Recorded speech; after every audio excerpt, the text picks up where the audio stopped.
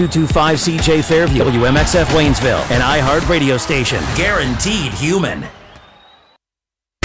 Live from the Ingalls studio. I can't wait to play with myself every day. The Sportsocracy. Damn the devil to hell! Let the big dogs eat!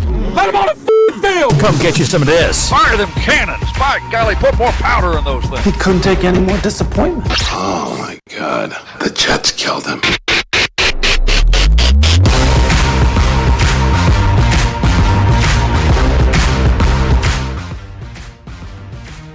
On ESPN Asheville, 92.9 FM, 880 AM, 1400. Sportsocracy heard everywhere you go on the iHeart Radio app. Seen everywhere on YouTube. Just go to thesportsocracy.com. Click the live video link. Subscribe to the channel. Join us in the chat. Welcome into another wonderful day in the neighborhood. It's a Thursday. It's the kickoff of the College Football Playoff Semifinal tonight. Mock Thursday. Oh, we're mocking the mocks today. I like it. Okay. CFP Thursday. Early mock drafts. I haven't really seen any early mock drafts except for yours yesterday. Yeah. If you missed it, you can go back and check it out on the YouTube's stream. Mine is the one that we want to mock. I want you to mock my mock. You want me to mock your mock draft. Mm-hmm. Okay, all right. And I know that will start with probably a big opposition to Keldrick Falk because you did not seem real. Well, it's not that You look like the kid that at Christmas got a sweater and socks and went, there was supposed to be a bike in there. Well, it could be, because I keep falling back on that one thing that you told me or have been telling me this entire year, that the Tampa Bay Buccaneers screwed it up and didn't take a cornerback. Okay, so why didn't we take a cornerback? Is Keldrick Falk, not Kevin Falk, he was a running back. Keldrick Falk, is he that much better than the cornerbacks that were on the board? Those are some things that we could get into. Sure, we can totally get into that. But first, we have to get into breaking news. Oh, well, you're supposed to warn me about that because... you should know because you broke the news to me. Well, I didn't realize we were doing... Who's going to break the news? Who's going to break the news? Who's going to break the news? Who's going to break the news? Breaking news time. It's the tongue. That's what really needs to not happen. Mike McDaniel. Yeah. See you bye. Gone. Been real. Been fun. Hey. Ain't been real fun. Mad respect goes. Oh, man. Mike McDaniel is the original, no doubt, Tank Spencer kiss of death. Well, he looked Tank in the eye, shook his hand. Tank said, "You're doing a great job, Coach," 11 times, and he's never done a great job again. Never done a great job since. Not once. Not since then. He's wow. Mike McDaniel. Sorry, pal. I'll stay away from your head coach. Just. Not yours. I'll gladly go see your head coach for you if you want to. 100%. Can we get him? Hey, that's my new thing. You should. I'll start selling that. You can hire me to go meet your coach if you want him gone. And then does that mean that I can make T-shirts that say the Spanksecutioner? Spanksecutioner. I don't know where that came from. You look like a man that would wear Spanx. You're a Spanx looking man. No, you don't. Going on a first. I don't feel like you know much about fat guys. Going on a date. We don't like tight fitting clothing. Going on a date. Got to put my best foot forward. Plow. That's how you get confused for Grimace. Yeah, 100%.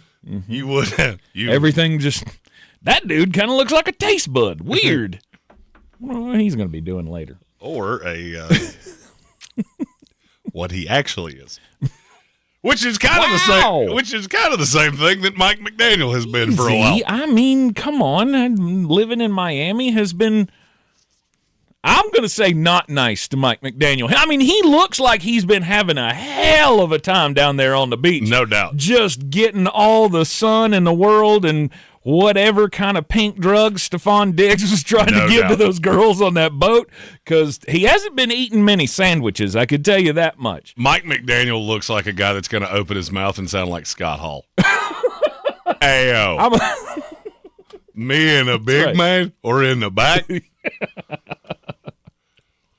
I'm going to need Mike McDaniel to go get a job down in Texas like Mike Elko did. Maybe they can put some meat on his bones. I'm really looking forward to the transformation of Mike McDaniel when he moves to Cleveland, when he becomes the new head coach of the Cleveland Browns. Because, by the way, that's 100% where this is going. Oh, that's awful. That's worse. He's gonna fired. That's what's so funny about this is you fired one good, young-ish offensive head coach that you already knew to get another that's less awesome. Mm-hmm. I don't get that at all. But you're going to do it, and I know you're going to do it. Why? Why do you know they're going to do it? Why is that stuck in your head? So Jeremy Fowler's been all over this, that if Mike McDaniel hits the open market, Cleveland's going to be on him like but where's a houseless person on a ham sandwich. Well, where's that come from? I don't know. Because Jimmy Haslam's a lunatic. Completely in love with Mike McDaniel? Yeah. I mean, hey, sometimes you fall in love with somebody, whether it makes any sense or not. Beauty's in the eye of the beer holder. And I think Jimmy's had a bunch. Maybe so. You know what the number one thing I thought of was when I saw this? Miami actually, honest to God, thinks Jim Harbaugh will take the No job. doubt. Or John Harbaugh. John Harbaugh, yeah. That's absolutely. what they think. I think so. So that means there was another team that must have reached out to Harbaugh that still had a sitting head coach. Mm-hmm. Now, that's going to make it all the funnier for me when they wind up with Vance Joseph. Congratulations. Because I don't think John Harbaugh takes the Dolphins job. I don't know. You know what we should do? We should play the fun matchmaker game. Da, da, da, da, da, da. This time on NFL Matchmakers, John Harbaugh, where does he go? We, in the second half of this hour, we'll play the fun game. Mm-hmm. I just don't think it's Miami, because sell me on how that makes sense.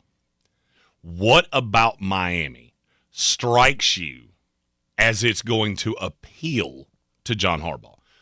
I'll beat you to the punch on a couple. They don't have any state income tax. That helps. Yeah. The weather is awesome. End of message. Are you going to be better than the Buffalo Bills? No. No. Are you going to be better than the New England Patriots? No. Then what's the appeal? Great. I get to come down here at best, go 9-8, and beat the New York Jets twice a year. Whoopee-woo. I think I'll pass. Because they got nothing to work with. No. I mean, that team's in cap hell. You're getting ready to throw a $100 million cap charge for a horror-awful quarterback on top of this. That's not what's going to get John Harbaugh's motor running. It's just not. It doesn't make any sense. Same thing I said with him about Tennessee, about Las Vegas, and about Cleveland. Those jobs don't make any sense. There are two jobs that make sense for him. Mm-hmm. Atlanta is one, and the New York Giants are the other. There is not another one. Why would I want to stay in the AFC with a team that has no better than the 10th best roster in this? Mm-hmm. And it's going to be that way for a couple of years. Right. Jim's a big fan of that idea. What, him going to the NFC? Yeah. I hope he goes to the NFC, and then we can play for a Super Bowl again. David L., he said, I bet Harbaugh would take the Tampa Bay job. Well, you might be right, but that job's not open. Well, golly. I mean, why'd you have to go there? That's why Did we have to bring that up? That's why I said it. Tate today's been kind of like a pincushion just for, hey, that's smartest, and I can say it. Blip. Blip. I mean, you didn't have to bring that up because I could have gone all day without that. However, we do have more. Who's gonna break the news? Who's gonna break the news? Who's gonna break the news? Who's gonna break the news? Because the Tampa Bay Buccaneers have fired Josh Grizzard. Yeah. Also, the quarterback's coach has been let go. Thad Lewis. But yeah, old Josh Grizzard's gone. So there's at least one step in a direction. I can't say it's the right direction because, well, it's hard to go the right direction when the wheels turn the other way. And with Todd Bowles, I can't get there. I can't get there. I feel like he did everything that he could do to lose his job this year. and he still didn't lose his job. So at this point, good luck on finding somebody to take that OC job. I don't think the OC job will be hard to find somebody to. I really don't know, because I feel like whoever's taking it, you got 1 year. You got 1 year. And maybe that's all you need. I mean, that's all Dave Canales needed. That's all Liam Cohen needed. That's all Liam Cohen needed, was to be the OC for 1 year in Tampa Bay and get me a head coach job somewhere else. Is that interesting to, I can't say Todd Monken because he'll go wherever John Harbaugh's going. Yes, he will be the new offensive coordinator of the New York if Giants. John Harbaugh wants to come to Tampa and be the special teams coordinator, nope. Sure, make Todd Monken the OC. We'll just be hunky spunky. Not gonna happen. It won't happen though. Not gonna happen. It doesn't work that way. Are you surprised that Miami did this 4 days later? Yeah, a little bit. I mean, I feel like you get to a demarcation point. Now, I say this, and then, I mean, we've had instances where, coaches have been fired later than this. I think 3 of the Tampa Bay coaches have all been fired later than this. Like January 15th, I think, was the latest that we fired a coach. You get outliers. Here's what I don't understand. And this is what, Tank, you can attest to this without giving away any sources. One of my closest friends in the NFL is a very high-ranking executive for the Miami Dolphins. Mm-hmm. I was told point blank, we're not letting him go on Monday. What changed in 4 days? What could possibly have changed in 4 days? Because if you're telling me that this is just John Harbaugh, I'll believe it. I will, because that's the only thing that really makes any sense. What I don't understand is what could his agent possibly have told you that makes you think, oh, yeah, he's taking this. You have no quarterback. You really have no path to a quarterback that's not Quinn Ewers. Why would you think he would want this job? Because the agent told you, yeah, we'll interview with you. That was enough for you to fire Mike McDaniel? Then you weren't nearly as in on him as you tried to tell me you were. Stephen Ross has said this to anybody that'll listen for months. I believe in Mike McDaniel. Mike McDaniel's my guy. I want him to be a part of the future. We really showed some spunk at the end of the year. Okay, that was all lies. It may not have been all lies at the time. It could have been what was said in the meeting, right? Every coach has the owner meeting where you go in and you talk about the future, you talk about the direction of this team. This, what you were told about them not letting him go on Monday, that came before Tua made his comments about, I'd be cool with a fresh start. I mean, that kind of tells you something, doesn't it? And depending on what was said in that meeting, we don't know. I mean, opinions can change easily.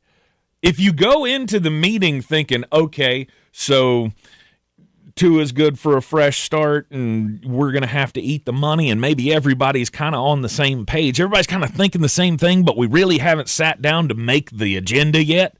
And then we sit down to make the agenda, and if the first thing out of Mike McDaniel's mouth was, well, I believe we could rehab Tua. I mean, would that not be enough for you to go, okay, listen here, dumb. I'm ready to eat. And I'm not saying that he did. All I'm saying is that it could have been something that simple to make you go, yeah, you're not the guy. See, I don't want this to be a part of the future. See, in my head, and maybe I'm looking at this too narrowly, mm-hmm.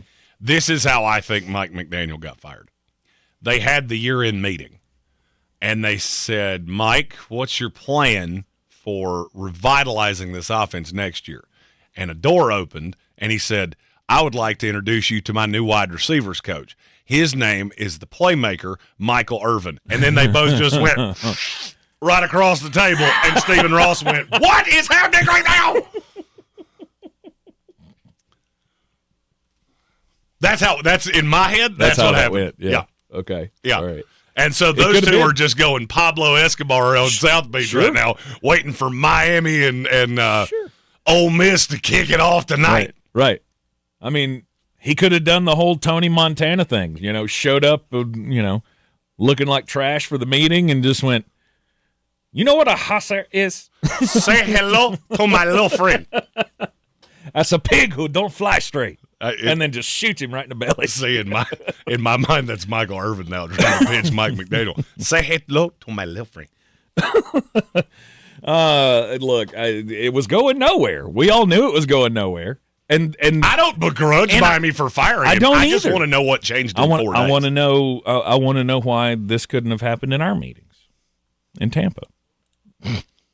God, you were stuck on that. I'm gonna be.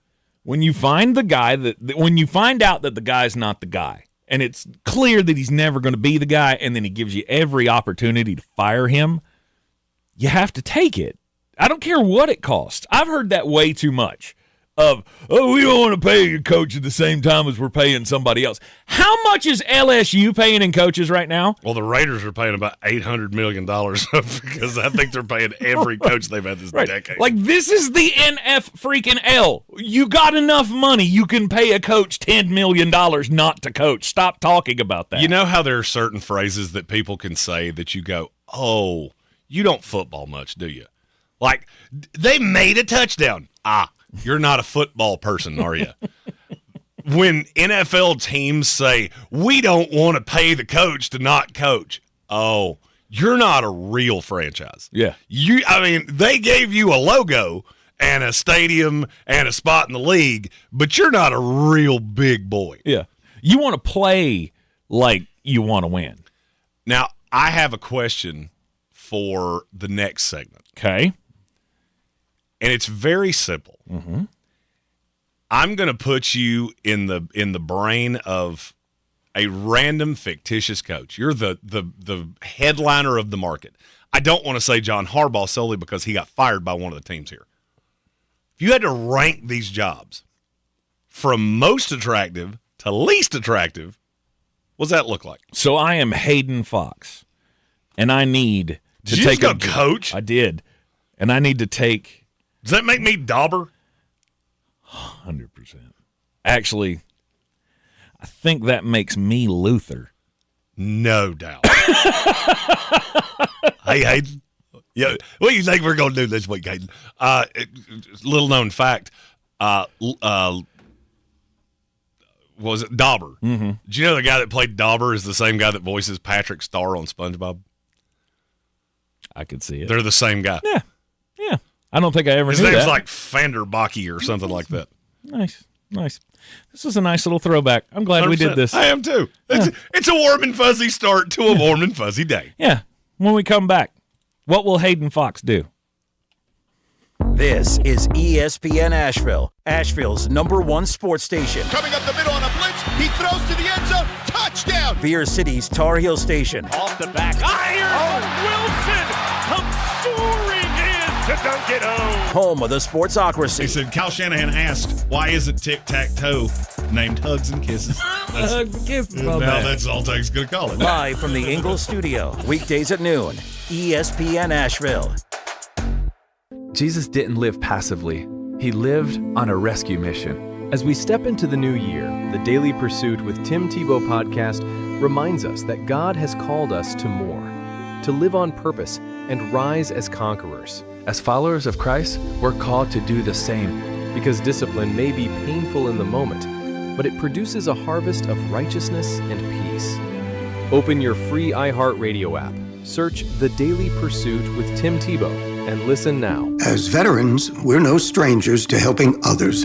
That's what we were taught, service before self. But we do have one question for the veterans listening. When was the last time you reached out for help? If you or someone you know needs resources, whether it's for stress, finances, employment, or mental health, don't wait. Reach out. Find more information at va.gov/reach. That's va.gov/reach. Brought to you by the United States Department of Veterans Affairs and the Ad Council. It's the moment you dream of. The moment you work for. Train for. Run wind sprints when nobody's watching for. The moment when hours of gym time, court time, prep time, all culminate into this time. The moment when millions of bounces, blocks, and boards all add up to this. Your moment. Ingalls, we're with you every step of the way. Mountain Graphics and Showtime Sports have teamed up under a new local owner to serve our community with the finest custom apparel and unique branded items at the best price. Mountain Graphics and Showtime Sports can customize whatever you, your team, or your local group may need with high-quality screen printing, embroidery, and laser engraving. Visit mtngraphicsavl.com or showtimesportsavl.com. That's mtngraphicsavl.com or showtimesportsavl.com for your local one-stop custom apparel shop. Sure, you know Appalachian Motor Coach is the official shuttle sponsor of the Living the Dream Tailgate Tour. But did you know that they can get you anywhere in style? Weddings, bachelor or bachelorette parties, corporate gatherings, family reunions, Appalachian Motor Coach makes the ride part of the fun. Luxury seating, climate control, and none of the stress of parking or driving. Appalachian Motor Coach gets you there relaxed, on time, and ready for the party. For more information, visit them at AppalachianMotorCoach.com. Appalachian Motor Coach, the best memories start on the ride. Selling your home? Don't settle for average. Our real estate team at Clarissa Sells WNC and eXp Realty offers Zillow Showcase, an exclusive AI-powered listing experience available to just the top 10% of all listings in our area. With immersive media, cutting-edge design, and elevated marketing, Showcase listings, they go pending quicker and sell for up to $9,000 more than standard listings. Ready to stand out in a crowded market? Give our team a call today, 828-774-6343, because your home deserves the spotlight. The Sportsocracy. These guys are a f***ing disgrace.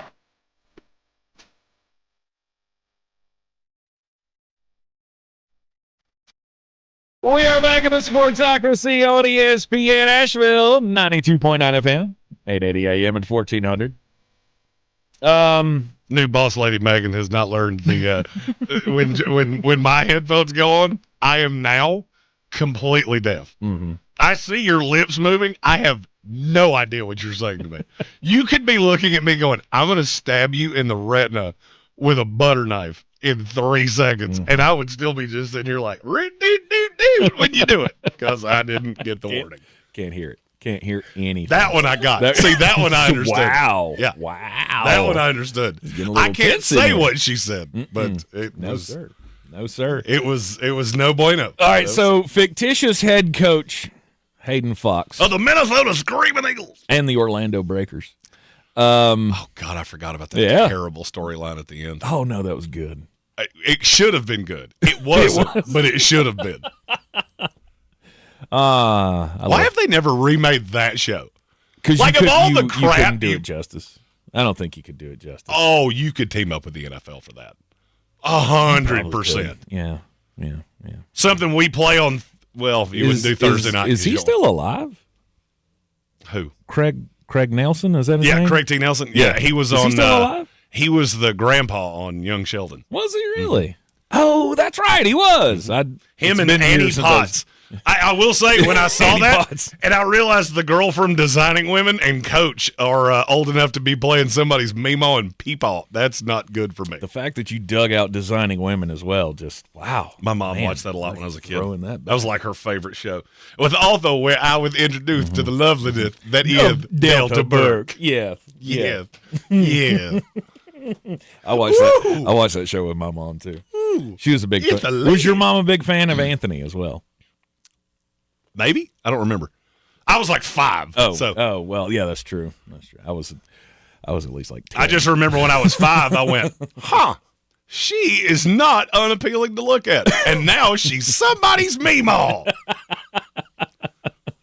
Anyhow, Hayden Fox is going to make a decision on, legacy here. You got to take that one last job. Which of the open NFL jobs would he go after first? Would he most accept the interview invitation? So we're going to get full Drake here.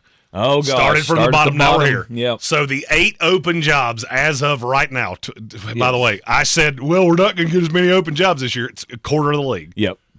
The Titans, the Giants, the Atlanta Falcons, the Las Vegas Raiders, the Cleveland Browns, the Arizona Cardinals, the Baltimore Ravens, the Miami Dolphins. Mm-hmm. The worst job on that board is the Cleveland Browns. Agreed. I will not. Actually, I will not even answer the phone. If Cleveland calls me, I'll answer the phone, and I'm going to have 2 very specific questions. One, who is your quarterback for next year? If your answer is Shedeur Sanders, we're going to hang up the phone. Mm-hmm. If you answer and go, I don't know, my second question is going to be, fact or fiction, you've already called Dion. And when you say, well, I mean, done. Yeah. Hang up phone. Yep. Bye-bye. Yep. That's one I wouldn't even answer the phone for because, I mean, God, the organization is so terrible. And I don't see a path out of this. I mean, yeah, it's going to be real fun to watch Myles Garrett try to run down the sack record 2 years in a row kind of thing. But I can only get so much enjoyment out of that. There are 3 pieces on that team, I think, that I like. Quinshot Judkins and Schwesinger's Judy. pretty good. I like Harold Fannin. I like Schwesinger. I like Myles Garrett. Every team in the NFL's got a handful. 8 guys that I right. really like. Yeah. The problem with Cleveland is that I'm going in arranged marriage with the GM because Andrew Berry, I'm secret out. How many times? Like if you're an airline pilot, how many times do you have to crash off a landing gear before they go, you go work for Spirit Airlines now? Mm-hmm. All right, you and Frontier are a match made in heaven. You will go work for the airline where you have to hold a chicken and somebody's baby because that is how Spirit Airlines works. Right. So you will at least answer the phone and ask, is there a quarterback on this roster worth starting another game? And if their answer is yes, you're out. If they even go, no. No, done. You thought about it? Pass. Yep. Seacrest out. Yep. Bye. Yep. Cleveland is definitely last. I think Miami's next. I don't agree. Okay. But I did have Miami at 6. Okay. You've got Tennessee next. No. Arizona. Well, yeah. Do you have a quarterback? No, it's not even that. It's if you have a definitive plan with Kyler, here's what I don't like about Arizona. The waffling. Mm-hmm. So now you fired Jonathan Gannon, and now all of a sudden it's in the realm of possibilities they're going to keep Kyler Murray. I hate that. Now, if you call me, I answer the phone, and they go, no, we're cutting Kyler Murray. It's your call on a quarterback. I'll flip Miami and Arizona. Mm-hmm. Then Arizona would go to 5, and Miami would be 7. See, I have in my mind, I believe that's how that would go. That you call and say, are you tied to Kyler? Well, not if you aren't. You know, I think that would be their response is, well, if you've got a problem with it, we've already kind of chalked up. We're moving on from this. Well, because I think Kyler will actually fetch something on the market. Sure. I mean, as bad as the quarterback market is, I'm going to get value. It's not going to be appropriate value. Mm-hmm. I think it'll be a handful of conditional picks. It's worth something. I mean, I'm like Brad Pitt and Inglourious Bastards. I want my scalps. All right, so we're I guess we're in alignment. I don't know that I would have Arizona. I don't know that I wouldn't have Tennessee before Bidwell. Arizona. All about the owner. Notoriously cheap owner. Yeah. But you got to remember, I'm the draft guy. So the number one thing I'm worried about is the owner and how many doubloons are you going to give me to bring in the scouts I want. Well, and I'm weighing like, okay, so yeah, you're historically bad, but I mean, so far I'm kind of feeling like Amy Adams Strunk is going to be steering in that direction. Well, it's funny because the Tennessee Titans are my 6. Yeah. The Titans are my 6. I at least feel like I have the quarterback. My fear with the quarterback is I think you took this so far out of order that by the time the team is good, the quarterback's not going to be cheap anymore. Mm-hmm. So Cam Ward, to me, is going to develop year over year. Jeffrey Simmons will be out of his prime at the very least. He may not even be on the team by the time we're real-life, honest-to-God competitive. Right. So that's the reason that I say Miami and Arizona kind of flip-flop and skip Tennessee, because there's no path that if the quarterback's out that I take Tennessee ahead of them. Mm-hmm. Because it's really, I've got Cam Ward, I got Jeffrey Simmons, I got Tavondre Sweat, and that's really the end of what I feel good about with Tennessee. Yeah. And then after Tennessee is the Raiders. Well, for me, it would be Miami. My bottom 4 is the Browns are dead last, then the Cardinals, then the Titans, then the Dolphins. Okay. And the Dolphins are the same thing as Arizona. Yep. What is the plan with the quarterback? The difference with Miami is if your plan is to move on from Tua, awesome. I go into next year knowing that I'm $70 million down to the rest of the league. Oh, by the way, and my roster sucks. Mm-hmm. And I'm going to have dead money on Tyreek Hill because I don't see a way he plays another game in Miami either. So you're talking about I could be floating a $160 million payroll my first year in this league. I don't want to do that. That's why the Mike McDaniel thing, I can't rationale it. Because I know Jim Harbaugh. Stop naming your children things that start with the same letter. John Harbaugh. Mm-hmm.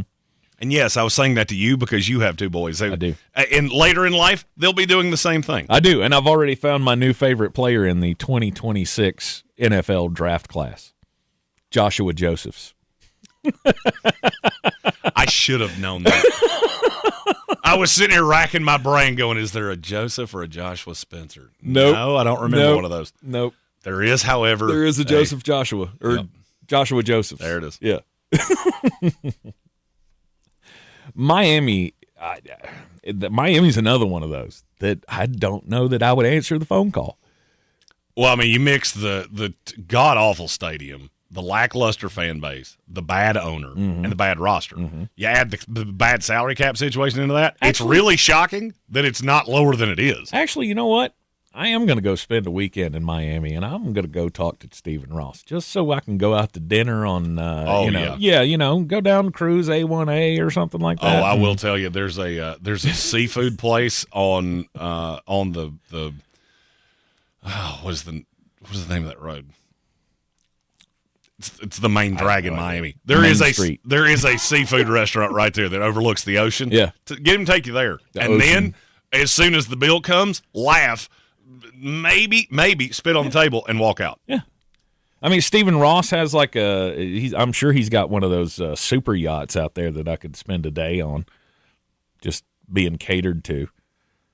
And then I would gladly say I'm not interested in any of this. But it's been a fun weekend, Mr. Ross. Good luck to you in the future. Thank you for that $200 lobster tail. Exactly. I appreciate it greatly. And then I may consider picking up the phone for Tom Brady. Maybe. That's my 4. And it was really close with my 3. I almost had the Raiders at 3. Mm-hmm. That's a good market.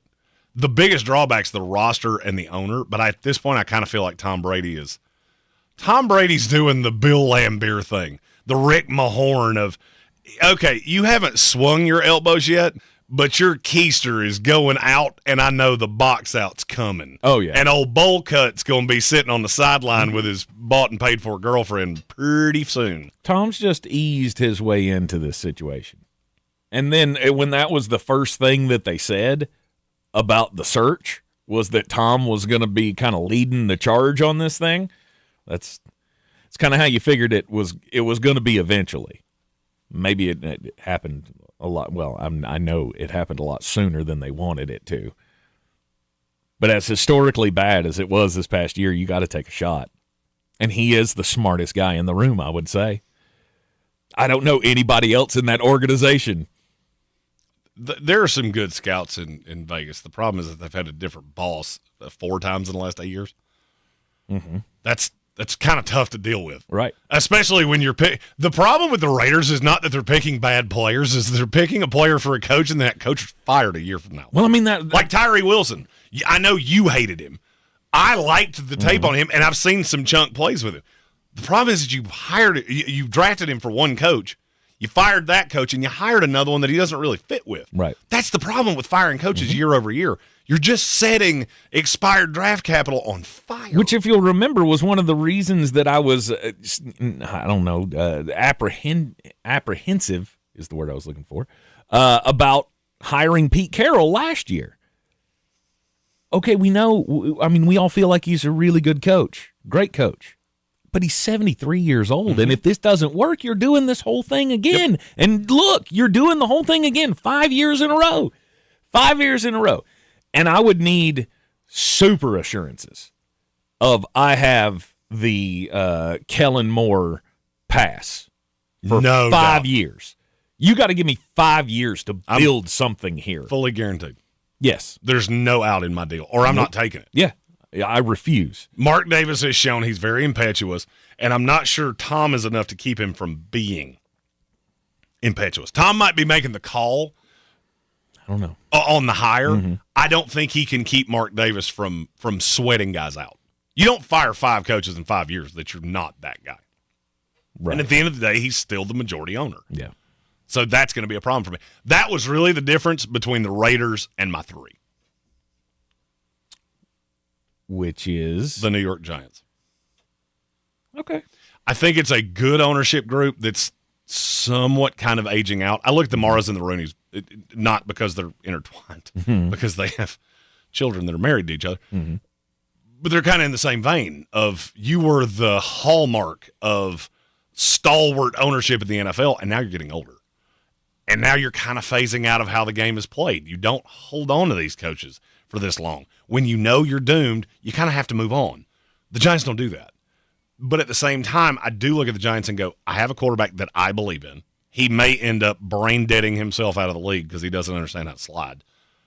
I got a running back that's really marketable. I have a receiver that's really marketable. And I got a lot of high-end pieces on defense.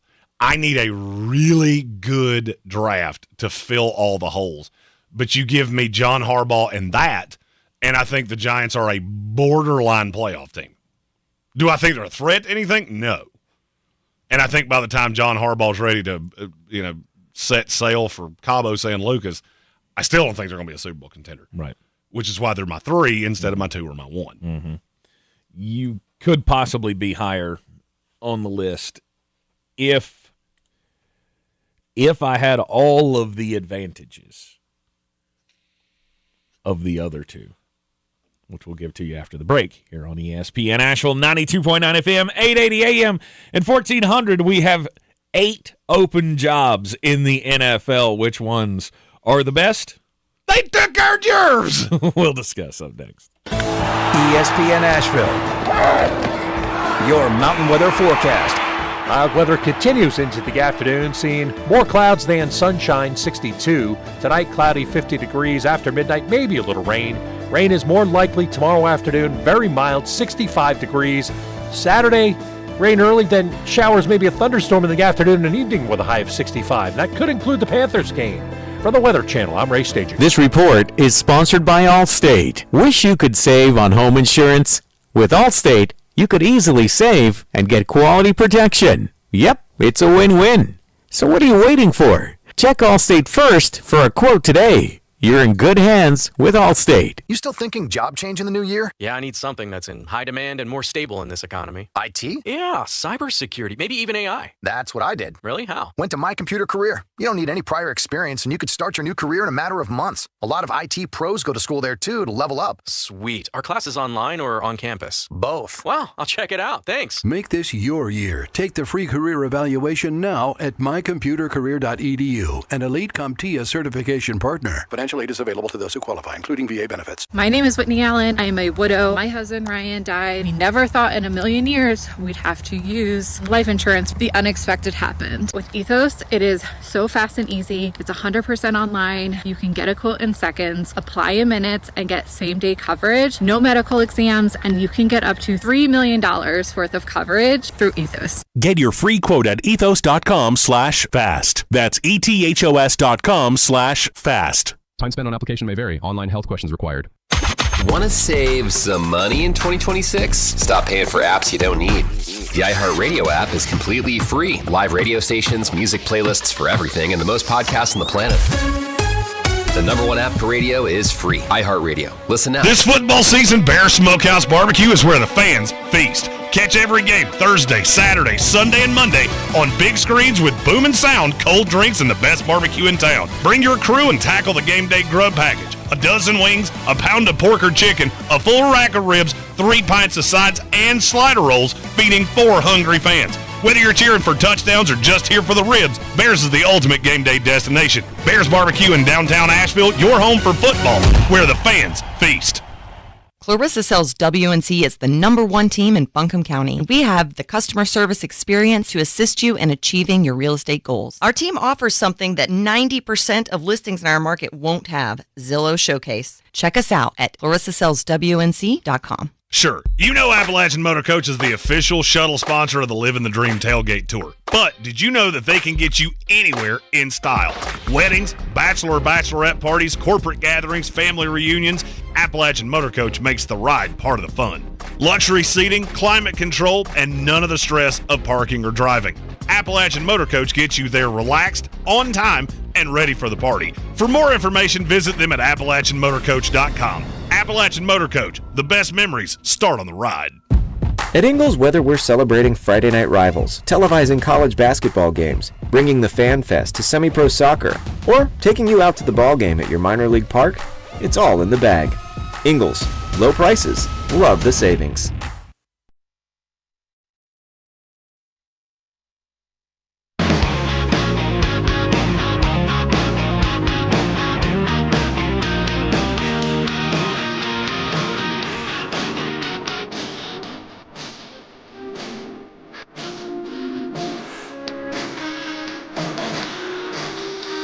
Welcome back into the Sportsocracy. It's ESPN Asheville. 92.9 FM, 880 AM, 1400. Welcome back into the program here. We are talking about which jobs are the best, which open jobs are the best. Speaking of which, we have two super chats to get to about head coaches in the NFL. Okay, all right. Because it's all about the money, money, money. All about that money, money, money. I do this for my hustle. Red Sea said he's manifesting Robert Saleh as his head coach with Mike McDaniel as his offensive coordinator in Arizona to unfalafel Arizona. I don't see a path that Mike McDaniel doesn't get a head coaching job just solely because there will be an owner that goes, that guy got corrupted by the wrong quarterback and a bad owner. Mm-hmm. But if Robert Saleh gets a job and Mike McDaniel doesn't get a head coaching job, I do think those two probably end up together. Right. Although, don't undervalue Mike LaFleur. Because, yes, he's the OC in L.A., but he doesn't call plays. Mm-hmm. So that is a rise in level, so he actually can leave L.A. for another job if he has play calling duty. Right. What are the best jobs? Hold on, we got another one. In the NFL. Well, we can skip it. He said skip it. He literally said in the chat, just skip it because it's not relevant anymore. But it is relevant. It's not because we are. Okay, whatever. I'll play it. See, that's.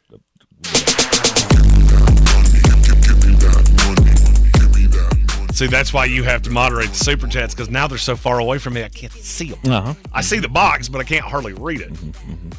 Says we I was debated. going to, and then you brought it back up. We debated this on Great North Sports last night. What is the best job available? Uh-huh. And is it the New York Football Giants? Mm-hmm. Here's the reason I think this was the place to put that. I don't think it's the Giants because I can't overlook where you've been for the last 15 years. The difference between the Giants and the Jets is one good run for the Giants.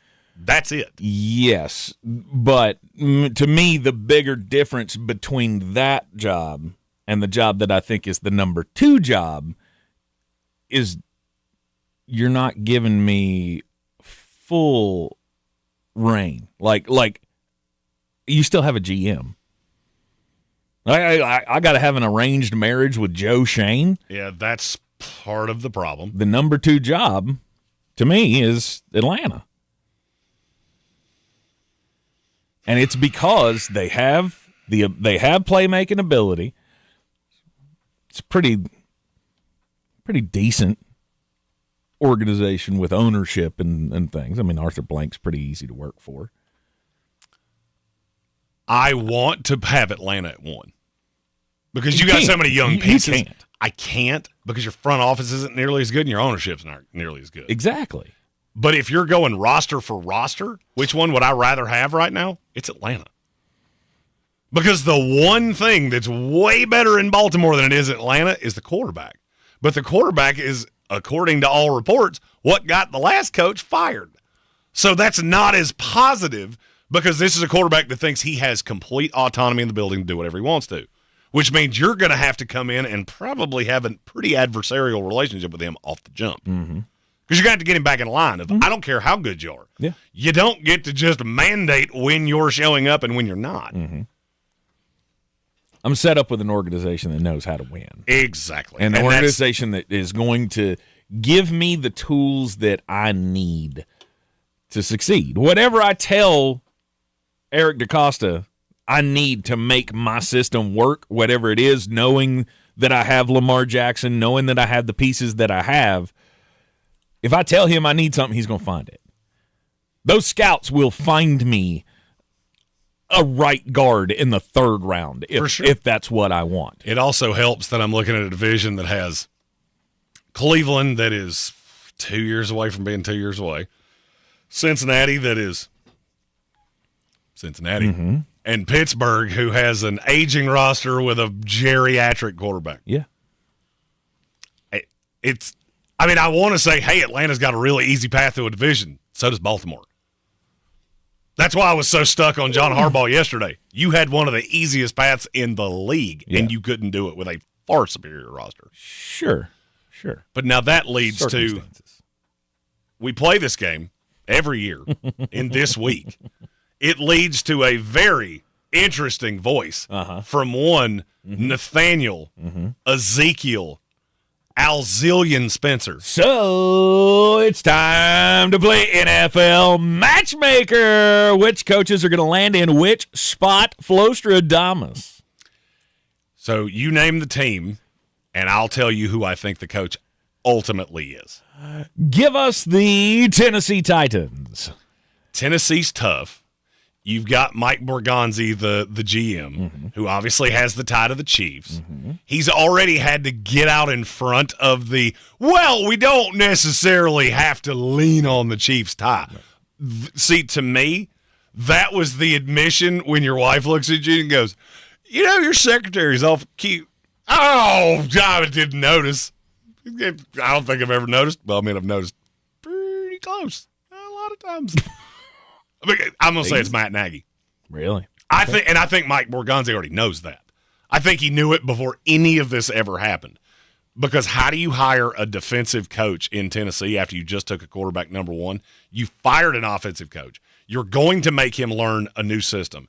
And I've told you year over year, the problem with hiring a defensive coach when you have a quarterback that's that high level, there's no winning end game. Either it goes so poorly that you fire the coordinator because they're not developing the quarterback, or they develop the quarterback and it goes so well, they get hired by somebody else. You got to have an offensive coach. There's just not many of them out there. I don't think Joe Brady is – I know Joe Brady's not getting the love that I would have thought coming into this process, and there's just not a ton of other names out there. I would like Mike McDaniel. I just don't – for whatever reason, don't think he's as high on Nashville as he is on another job.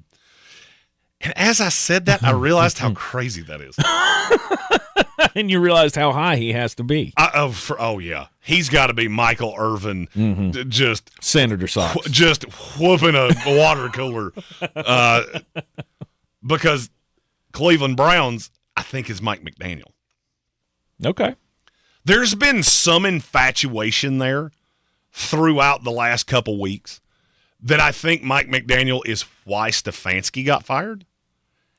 And I think Mike McDaniel got fired because of John Harbaugh, which is a great cycle because I think there's a path that none of them land where they were going to. That's a weird cycle to play, thinking that we're going to fire Kevin Stefanski even though Mike McDaniel's still hired, like employed. When you want this information, you can get it.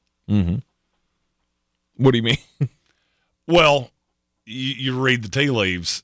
It would, especially now that it's happened, if it was, my job depends on it to figure this out, it wouldn't have been that hard to figure out that the seventh team, and I just have it on good authority, there's an eighth team too, was the Dolphins.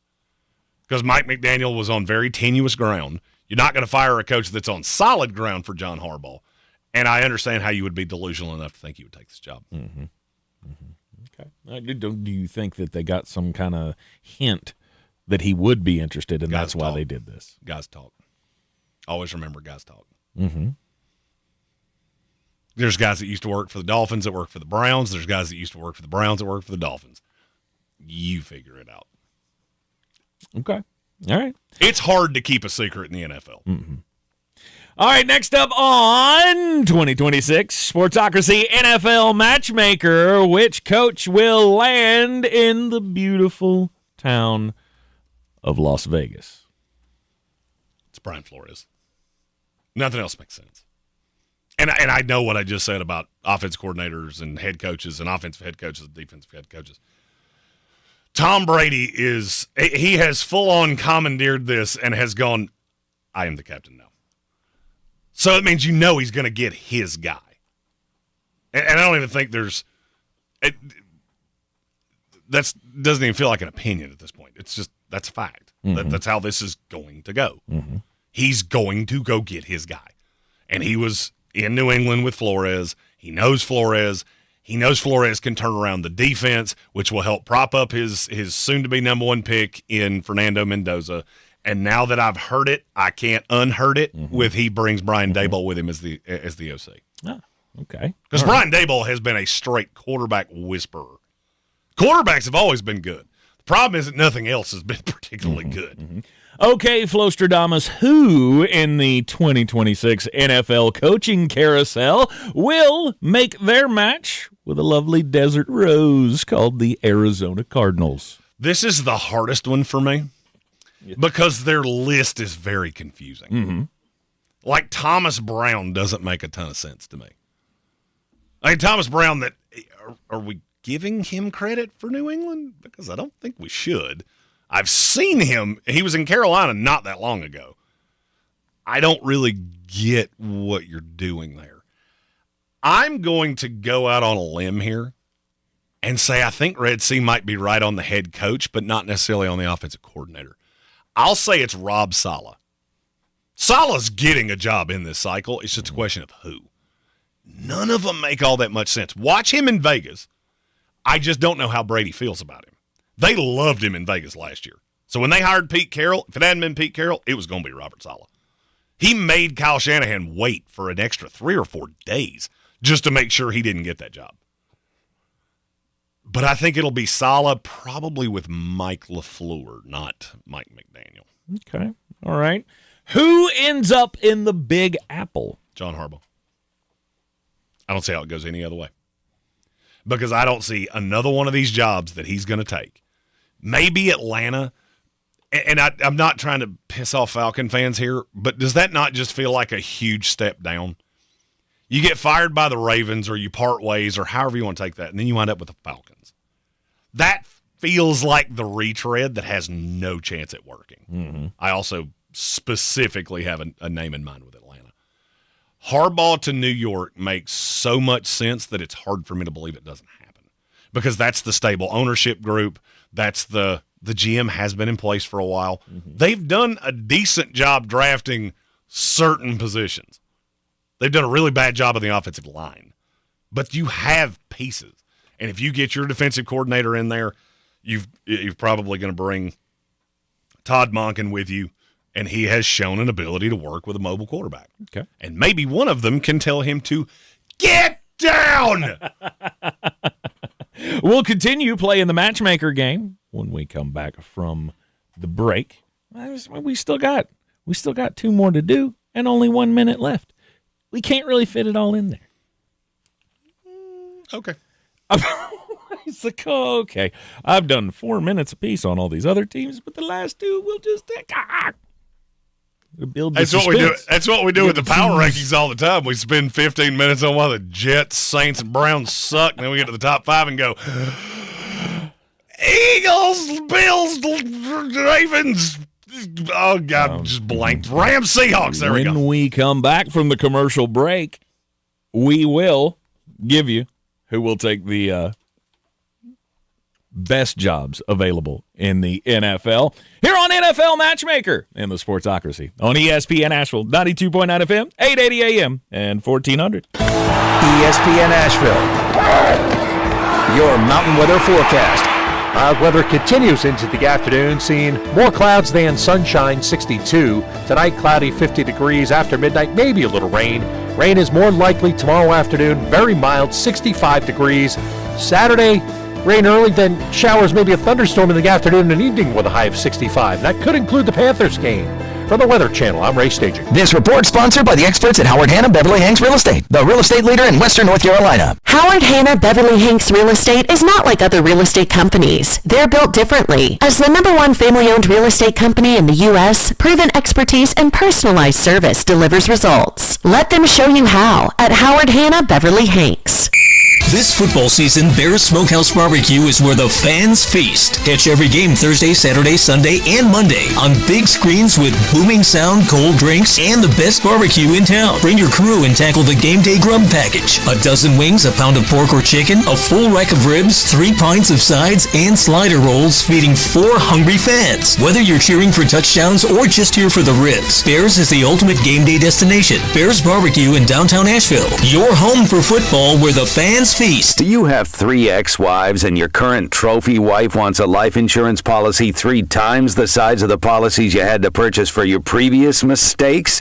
If so, you need to call Big Lou at Term Provider, 800-444-2013. Big Lou is intimately familiar with your problems, and if you're 50 or 60 years old and in reasonably good health, a $1 million policy should only cost about $100 to $200 per month. Big Lou may have a solution for your previous policies as well. You may even save enough money to lighten the load on your new $1 million policy. Remember, call Big Lou. He's like you, except he's only on number 2. Call Term Provider at 800-444-2013. That's 800-444-2013. For $1 million in term life insurance that you can live with. Call Big Lou at 800-444-2013. 800-444-2013. For healthy, delicious food, you don't have to eat out. You can enjoy delicious meals from Healthy Choice, like their Simply Steamers grilled chicken and broccoli Alfredo, at home. With tasty, tender chicken, crisp veggies, and 28 grams of protein, it's what having it all tastes like. This is where it starts. Where your story begins. This is the trail you blaze yourself. And step by step, you get stronger, faster, better.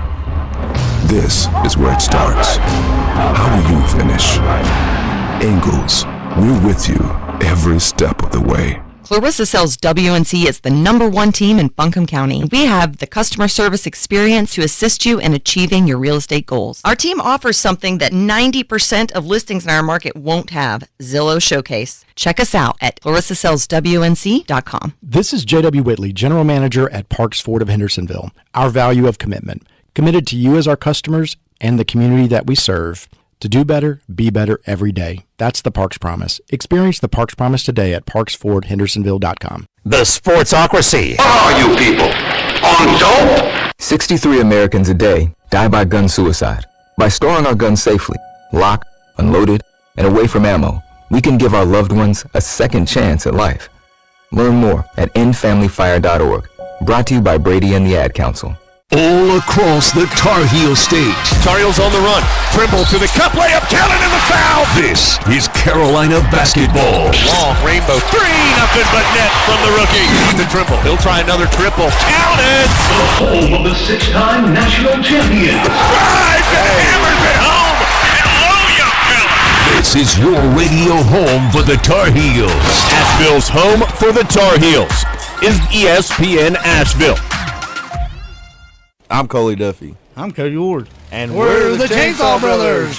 Actually, we're cousins. A few days after Helene, we was in the driveway having a couple beers, waiting on the power to come back on. And we heard so many people calling, needing trees removed, and couldn't afford it. So I called my dad to borrow a chainsaw, and over the next few months, we cleared trees for our neighbors.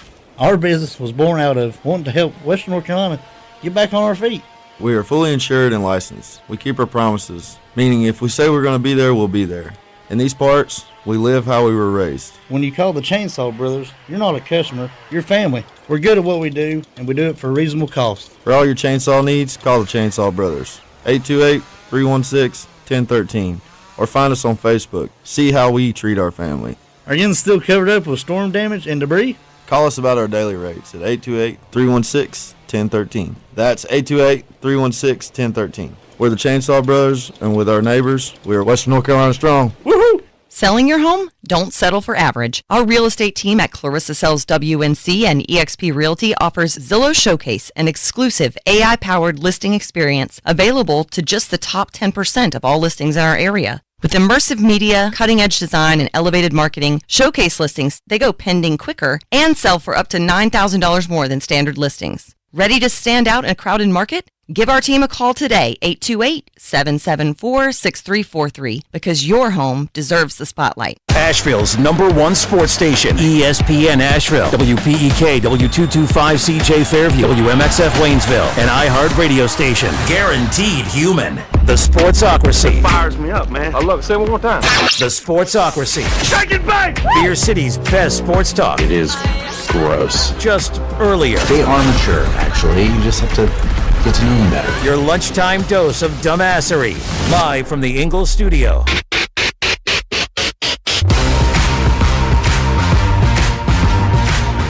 Welcome back into the Sportsocracy on ESPN Asheville, 92.9 FM, 880 AM, 1400. The Sportsocracy heard everywhere you go on the iHeart Radio app, seen everywhere on YouTube. Just go to thesportsocracy.com, click that live video link, subscribe to the channel, join us in the chat. Today is Thursday. Matchmaker Thursday.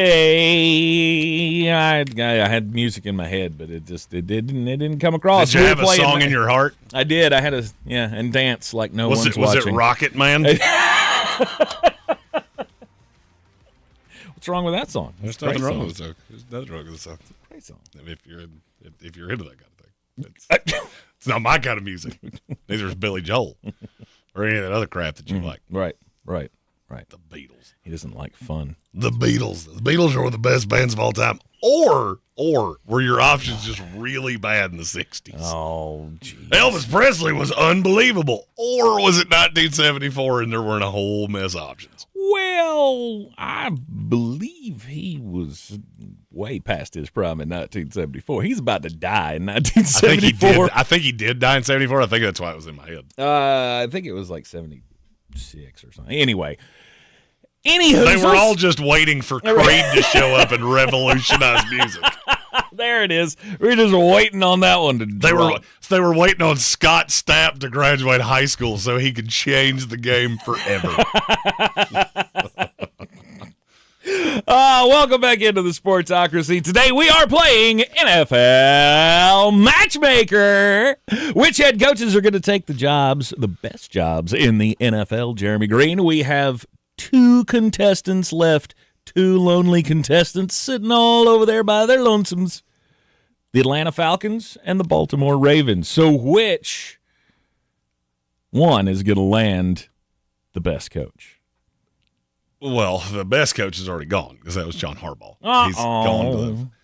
I will say Kevin Stefanski lands in Arizona or in Atlanta. It just makes too much sense. It's an offensive guy. He's got head coaching experience, which has always been something that really resonated with Arthur Blank. And can you imagine Bijan Robinson in that offense? Now, if you want to go a little higher than that, can you imagine Bijan Robinson in the Todd Bonkett offense, which is just give it to the running back a gajillion times? Bijan might run for 3,000 yards next year. But if you get into the more, we're going to use him in the passing game, we're going to get him out of the formation. I like what Stefanski could do with that offense. I also would be really intrigued by, does that make it more likely Kyle Pitts returns? Because Stefanski's always liked tight ends. And he didn't really namely care if they could block because David Njoku's not a great blocker. No. Harold Fannon's serviceable. And I say that solely because I woke up this morning and said, I'm only going to say nice things today. Right. I mean, do you agree? That feels like where Stefanski lands. I've heard Stefanski in Baltimore. It's the same thing as what I said about Harbaugh in Atlanta. How did you fail in Cleveland and somehow fall upwards? That doesn't make any sense. Or it just shows how smart the Baltimore Ravens organization is, that Kevin Stefanski maybe is the coach that we all thought he was going to Cleveland, but it was because that he wound up at the mistake by the lake that he was no good. if Baltimore sees something in Kevin Stefanski and brings him in, and hey, maybe they don't lose a step. Well, and that gets to the three glasses sitting on a table. The optimist says this glass is half full. The pessimist says this glass is half empty. The realist says, I think that might be pee. Yellow liquid sitting in a glass. I ain't drinking it. Mm-hmm. Could be Mountain Dew. Could be secretions. I don't know, and I don't want to find out. I don't think, at least in Baltimore, because Baltimore's different. Man, that's a different market. They're really passionate about that team. They're really passionate about all their teams. Or I should say both of their teams. I feel like that job has to go to a specific guy, and I feel like it can't be Stefanski. I agree. And I know almost definitively that Stefanski's going to get a job in this cycle. No doubt. It's just none of the rest doesn't make any sense. Like he's going to go to Arizona because you've got two high-level wide receivers and a tight end, but you don't have a quarterback. Right. He just left a situation where he didn't have a quarterback. And you go to the Raiders. There's no relationship between Stefanski and Brady. And it seemed like every place I tried to place him, I just found a really big reason to go, no. Except Tennessee. I did consider him in Tennessee for a while. Does that one make sense to you? No. Only because of Cam Ward. I don't. I mean, see that to me, Tennessee though is not falling upward. You get a job that makes sense. You failed in Cleveland, but I think Tennessee would look at Kevin Stefanski and go, he's been a head coach in the league before. He's been he's two-time NFL head coach of the year. I see what you're saying. It makes sense for Tennessee. I mean, hell, that's the best they could possibly hope for, is having Kevin Stefanski be interested in their job. I don't know why he would be, though. I don't see the positive for him in Tennessee. 2 words, Cam Ward.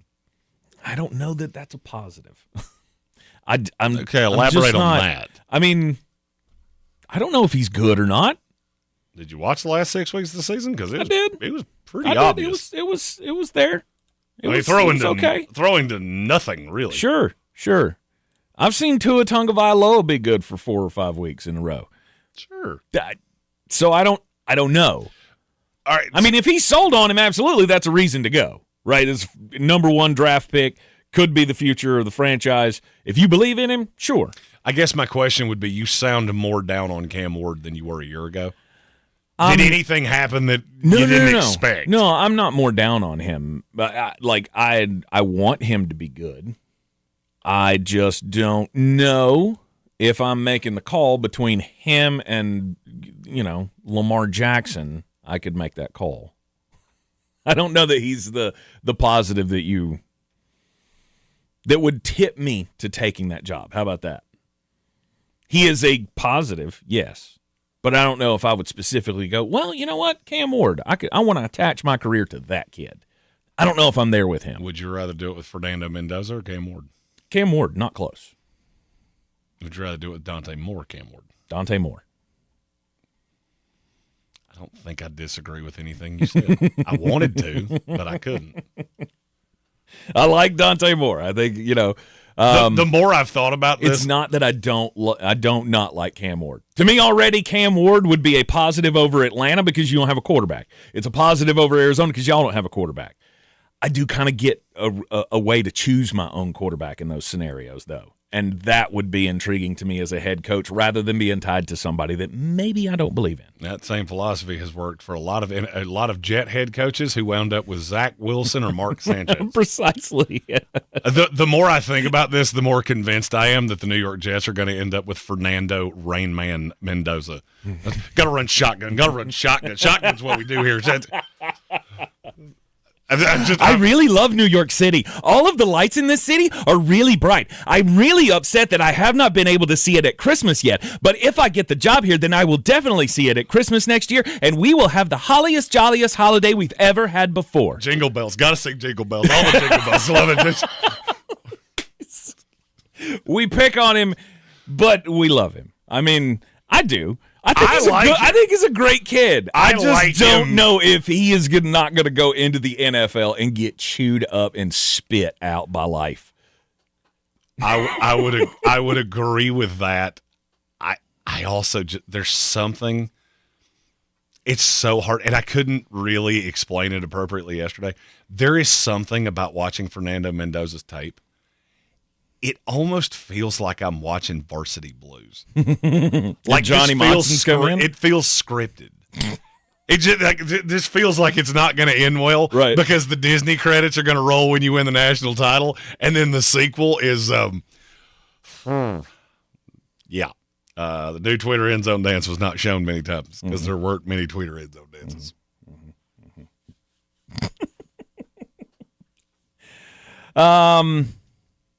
So Baltimore, I guess they're the last one. The Baltimore Ravens. I'm sad you didn't find your goofy music. For this. I it's in there somewhere. It but is. I don't know where. It's hidden. Do you have a read on this at all? Because I do. Not really. Not really.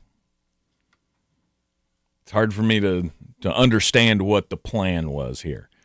I always want a plan. If I've got an all-time great head coach, which I believe John Harbaugh's on that list somewhere, not at the top, just on that list down in the 30s or something. I was about to say he's on the Tank Spencer bell curve of everybody gets a B. Absolutely right. The Tank Spencer. Let's just let everybody into the Hall of Fame list. Yeah, I he's think on it. When Tank uses all time, I think he means really good.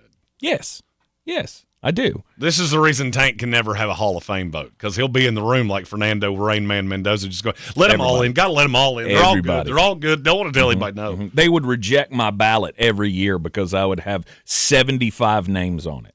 Yeah, they only give you like 12 slots, but I would write like on the back of it all of the names that need to be in the Hall of Fame. Tank would staple a legal pad to the back of his his ballot, like all these names. I want to vote for all of them. All of them.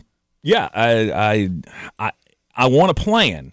And to me, John Harbaugh is one of the best coaches in the NFL. There's not a better plan right now that I see. It depends on what you're trying to do. I hope Eric's got one. For Baltimore, there are three paths. And when I said I have a beat on this, I'm reading tea leaves of what I think they're going to do. They're either planning on going Brian Flores, because I don't think he can hire Vance Joseph. That's a retread. And I know Brian Flores is too, but that defense looks really innovative. Mm-hmm. And I'm sorry, in Baltimore, you don't have Pat Surtain. You don't have Nick Bonino. You don't have any of that. Mm-mm. Brian Flores doesn't really have that either. He's kind of cobbled together. I understand how Baltimore could get excited about Brian Flores, especially if you look at who he could bring for the offense. That's one path.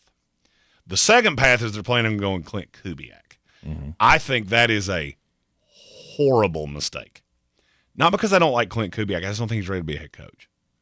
And that's been a lot of the beat that I've kind of gotten around the NFL. Is there's a lot of people that agree with me on that. This year's been great.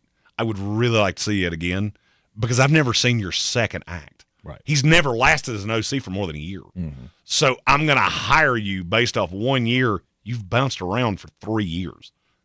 That's unsettling. I also think there's a great possibility his brother and he both get jobs next year, which would be wild. Mm-hmm. Then there's the third path. And the third path that's the read that I'm getting. Have you seen the list of who they've requested? I have not. So it's Flores, Vance Joseph, Clint Kubiak, Matt Nagy. I can't say this enough.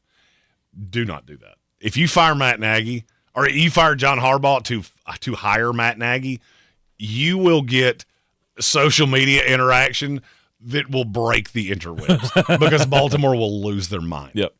Here's what I think's going to happen. I think it's Anthony Weaver. I think they know they made a mistake. Mm-hmm. I think they know they made a mistake with Zach Orr. And I think Anthony Weaver brings Rex Ryan with him. Oh.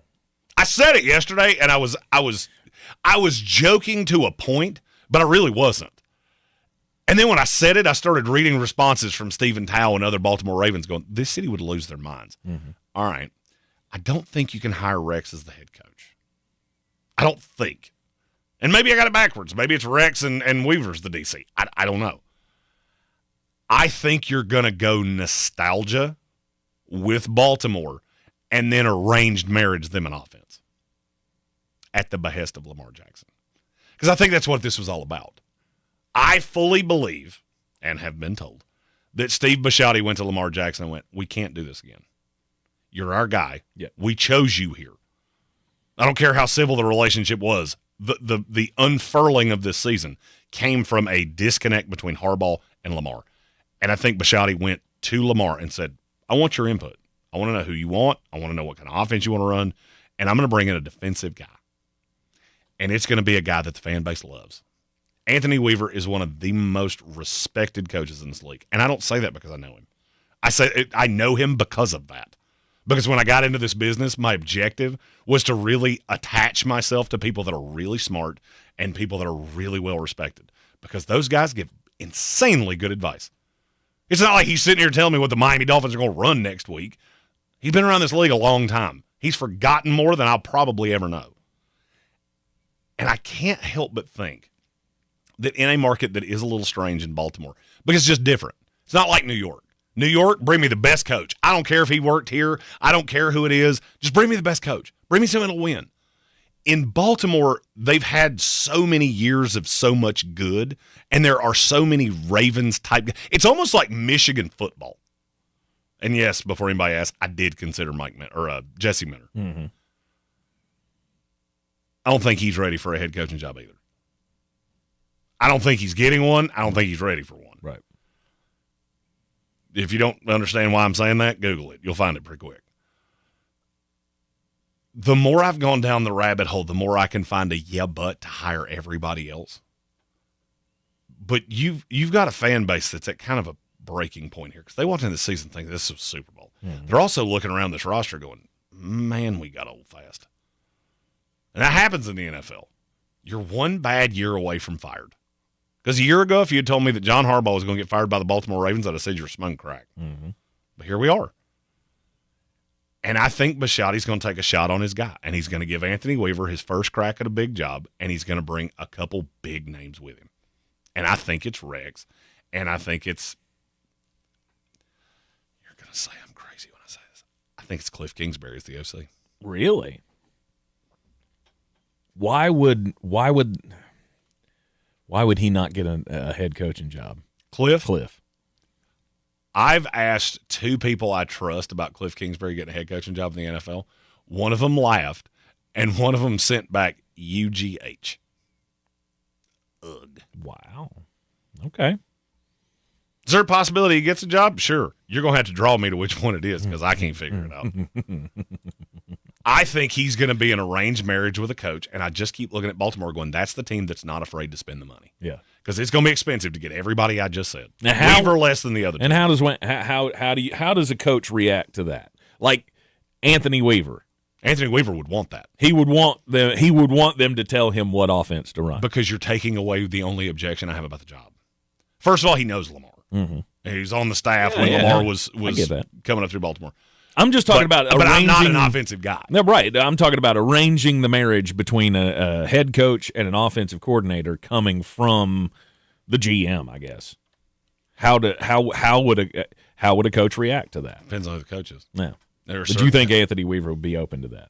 I know. Because I feel like if you did that to anybody, I guess anybody that's been around before. Like I'm thinking John Harbaugh, obviously. John Harbaugh would laugh you out the building. Right. Since he just quit a job for his OC, if you told him what offense he was running and who he had to hire, he would hang up the phone. He'd laugh you out of the building. The thing about Anthony Weaver, and it's the reason that I'm so stuck on him possibly getting this job, he loves Baltimore. He played in Baltimore. He coached in Baltimore. He just wants to win. He's a competitive guy. The Miami thing was, you got your DC crack, and it's put you on all these lists. But I think there is part of him that just, Baltimore's my spot. Yeah. That's the one I want. If that's what it takes to do this, great. I'll be the CEO of the program. I'd be like D'Amico Ryans, where the offense is handled by Cliff, the defense is handled by whoever's handling that, and I'm in charge just the same way Harbaugh was. Because to me, that's the structure that makes sense. What the breakdown in this was that John Harbaugh stopped being the CEO. Because the CEO is the one that looks at Lamar and goes, we're not doing this. He didn't do that. That's how he got fired. I I'm 70% sure Anthony Weaver will be the next head coach of the Baltimore Ravens. I could be completely wrong. Resident Baltimore Ravens fan Stephen Tao says in the comments, NEDC, we trust. So Eric DaCosta hasn't steered us wrong much. It's his first time being a coach. Yeah, absolutely. So we'll see what he's got. We'll see what he can pull out of the old bag of tricks there. Just remember, Baltimore loves Baltimore guys. There are not many teams in the NFL that function that way. Mm-hmm.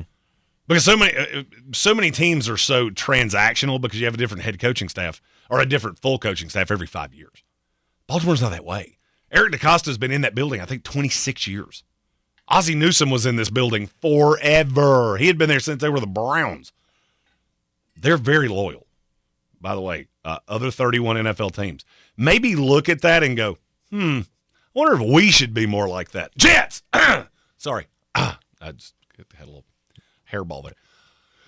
Maybe it makes sense that one of the stablest franchises in the NFL is that way, and you're not stable, and you're not. But what do I know? You're in the Sportsocracy. This is ESPN Asheville. We'll be right back. Here's the pressure. Bryce throws downfield. McMillan behind the defense makes the catch. Playoff football returns to Bank of America Stadium. This is Anish Shroff. Join me Saturday as the Panthers take on the LA Rams in the wild card round. Picked again.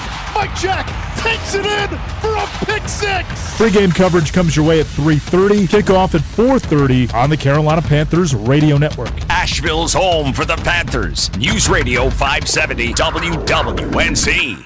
You know who's listening to the radio?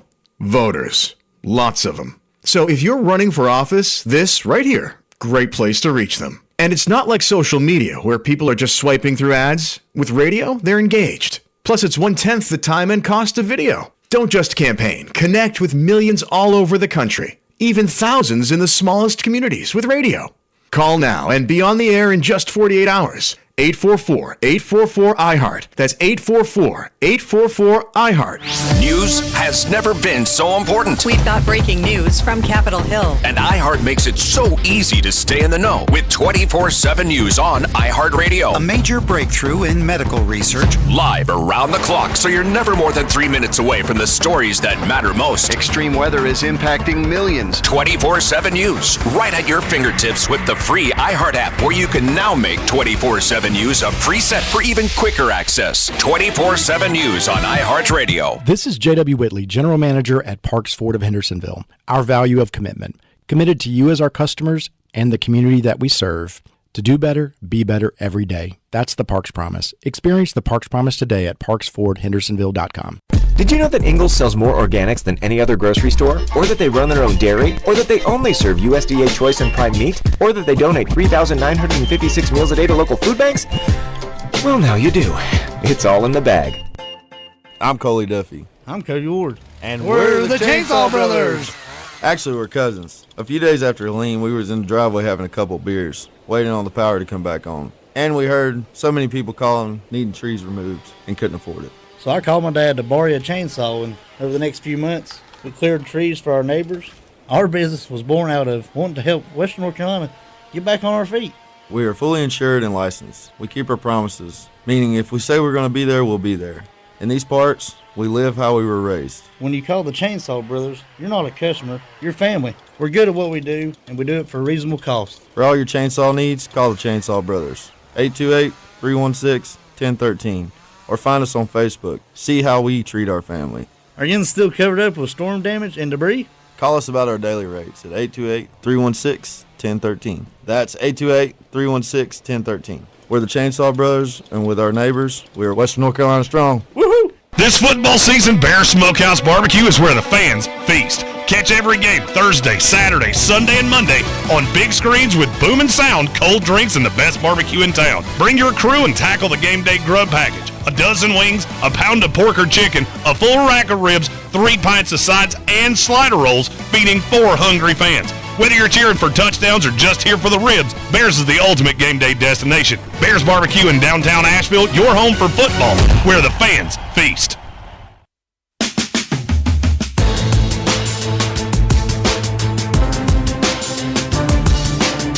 the Sportsocracy. One thing that you're going to have to remember, one most important factor, is to protect your quarterback, me. We're back in the Sportsocracy on ESPN Asheville. I thought we hit them all in the matchmaking game. No, we got to the end, and I went, I've only got 7 names written on my screen. And former boss man Brian Hall texted me and said, I eagerly await your prediction for the Miami Dolphins. And I went, I know I haven't said that name. Nope. So we appreciate Brian keeping us on keeping us honest here, because I think we did do everyone except for the newest addition to the NFL openings, the Miami Dolphins. So this one I had to go a little more. It's so new that I don't have a list. I'm not getting a direction of where you're going, but there is something that I do have. I have the 4 finalists for the job. So Champ Kelly, the interim GM, is a finalist. I will tell you there is almost no way he gets this job. Chip Kelly. Champ Kelly. That's not Chip. 2 very different people. I think Josh Williams from the 49ers is a strong candidate, but I do not think he will get this job, and I'll tell you why. It would be hard for me to believe that after going 49er tree with McDaniel, you go back to the 49er tree with the GM, and he would probably bring Robert Saleh with him. From everything I know of that operation, him and Rob are pretty close.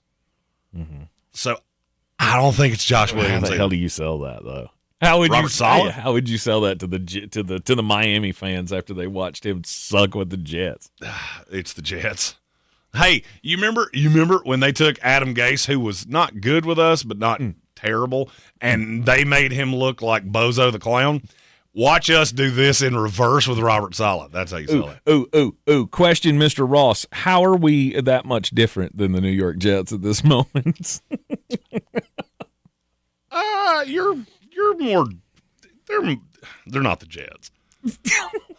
Look, nobody's the nicest way you could say. Nobody's the Jets. Yeah. Okay, all of your sadness pales in comparison to mine. You got Chad Alexander from the Los Angeles Chargers. Right. That would strike me as Jesse Minter. Yep. I think that would be the target. What all 3 of those guys have in common? Defensive guys. Yeah. That's where I think you're headed. I think you went so far down the offensive path that you go way down the defensive path. And I'm not going to say an arranged marriage, but I think you would probably get a former head coach or something like that as the OC. I think your GM is going to be John Eric Sullivan of the Green Bay Packers, and he brings Jeff Hafley with him. Okay. Now, I'll go ahead and tell you, I love Jeff Hafley. He interviewed with the Jets when Aaron Glenn got the job. And the more I found out about him and the more I got to know who he was, the more I loved that idea. Well, I mean, he was damn good at Boston College, hence why he's in the NFL right now. He's a unicorn candidate because he has head coaching experience. He's not 1,000 years old, and he's never been fired. And you talk about a guy, and now not all these guys are in the NFL. One of the things that you always look for in a coach, especially if they have head coaching experience, how have they done hiring guys? How have these guys been when it's their first bite at the apple, when it's their first time as a quarterback's coach, it's first time as a defense coordinator? He has been insanely good of guys he had on that Boston College staff and guys that he's hired underneath him with Green Bay that have already either gotten bigger jobs or are getting ready to. He could build a phenomenal defensive staff in Miami. Yeah. So I will say Miami, I go John Eric Sullivan as your GM, and then Jeff Hafley. Do you want to talk about any of the other GM jobs? Because I mean, there's not a ton of them. I was going to say we only have Atlanta, what they're going to do to replace Terry Fontenot. It's Ian Cunningham. I mean, that's one where they're not even trying to hide it. We have one guy. That's the only one. I am shocked that he's never gotten a job before. I think he's interviewed 7 years in a row for a GM job, and it's his time. Yeah. Those are the only two. jobs? Yeah, there are only 2 GM jobs open. You know what that means? There's going to be a lot of guys moving around, jumping up a step, and next year, you better hope your team's good. Because with that draft coming, if we don't have the right GM, we're fitting to have a new one. Right. Ain't no doubt about it. You are in the Sportsocracy. This is ESPN Asheville, 92.9 FM, 880 AM, and 1400. When we come back, we'll get weird. ESPN Asheville, your mountain weather forecast. Mild weather continues into the afternoon, seeing more clouds than sunshine, 62. Tonight, cloudy, 50 degrees. After midnight, maybe a little rain. Rain is more likely tomorrow afternoon, very mild, 65 degrees. Saturday, rain early, then showers, maybe a thunderstorm in the afternoon and evening with a high of 65. That could include the Panthers game. From the Weather Channel, I'm Ray Staging. This report is sponsored by Mattress Firm. The once-a-year sale and clearance is here. Upgrade today with Mattress Firm's quality selection of top brands. Let their sleep experts find the perfect bed to help transform your nights. They make sleep easy. Mid-season refreshes are hitting Macy's stores. And even better, Macy's one-day sale starts tomorrow. Don't miss deals like men's Madden Chelsea boots for only $39.99. And with Star Money bonus days, Star Rewards members earn Star Money faster. So sign up for free in-store and start earning $10 in Star Money for every qualifying $100 you spend. It's that easy. See you at Macy's one-day sale tomorrow. Savings off select prices. Exclusions apply. Want to make 2026 your year of adventure? Book that trip and learn a new language with Babbel. Go ahead, make a resolution you can stick to. Now is the time. Babbel's New Year sale is here. Unlock all of the languages on Babbel with a lifetime subscription for 65% off. Turn your daydream into a destination this year with Babbel. Get Babbel's lifetime access for less at Babbel.com. That's Babbel.com. Babbel.com. The free iHeartRadio app is the #1 app for radio. One tap gets you the most live radio stations from all over the country. Or make your local go-to a preset on the app with another tap. Get what millions already have, the free iHeartRadio app. iHeartRadio. The #1 app for radio. ESPN Asheville, broadcasting from the Ingalls studio at Radio Ranch. Log on to ESPNAVL.com and make us your #1 preset on the iHeartRadio app. ESPN Asheville, #1 for sports coverage in the mountains. Welcome to the Ingalls Table, a delicious destination with recipes galore. Need to whip up a dessert, entree, side dish? No problem. The experts from the Ingalls Table take you through it step by step, with expert tips and advice along the way. Find the Ingalls Table at ingles-markets.com or swing by the store and pick up your free copy of the Ingalls Table magazine. And let's get cooking. Ingalls, low prices, love the savings. Mountain Graphics and Showtime Sports have teamed up under a new local owner to serve our community with the finest custom apparel and unique branded items at the best price. Mountain Graphics and Showtime Sports can customize whatever you, your team, or your local group may need with high-quality screen printing, embroidery, and laser engraving. Visit mtngraphicsavl.com or showtimesportsavl.com. That's mtngraphicsavl.com or showtimesportsavl.com for your local one-stop custom apparel shops. Do better, be better every day. That's the Parks Promise. Our mission, to improve lives with every interaction. This is JW, General Manager at Parks Ford Hendersonville. Experience the Parks Promise today at parksfordhendersonville.com. That's parksfordhendersonville.com. On the weird scale, there's Vegas, there's Florida, and there's Asheville. Let's get weird, Asheville. We're back in the Sportsocracy on ESPN Asheville.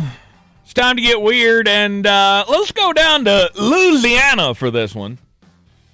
Representing down in Louisiana, the women down there, they have high aspirations for themselves. For sure. No doubt about it. And none may have higher aspirations for themselves more than Erin Sutton. Erin Sutton is a 41-year-old woman from Louisiana who, decided she had finally figured out she wanted to be a superstar. She wanted to be the best she could possibly be at her new chosen profession.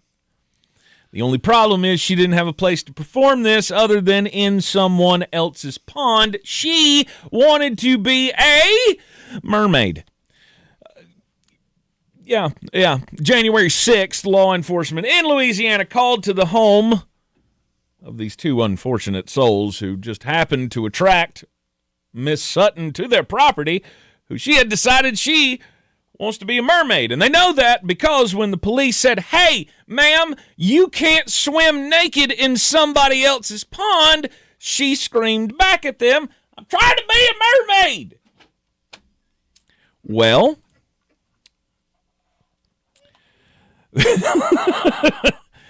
listen, Linda, you can't be a mermaid. I'm stuck on a 41-year-old woman who wants her new profession to be a fictitious creature. Yeah.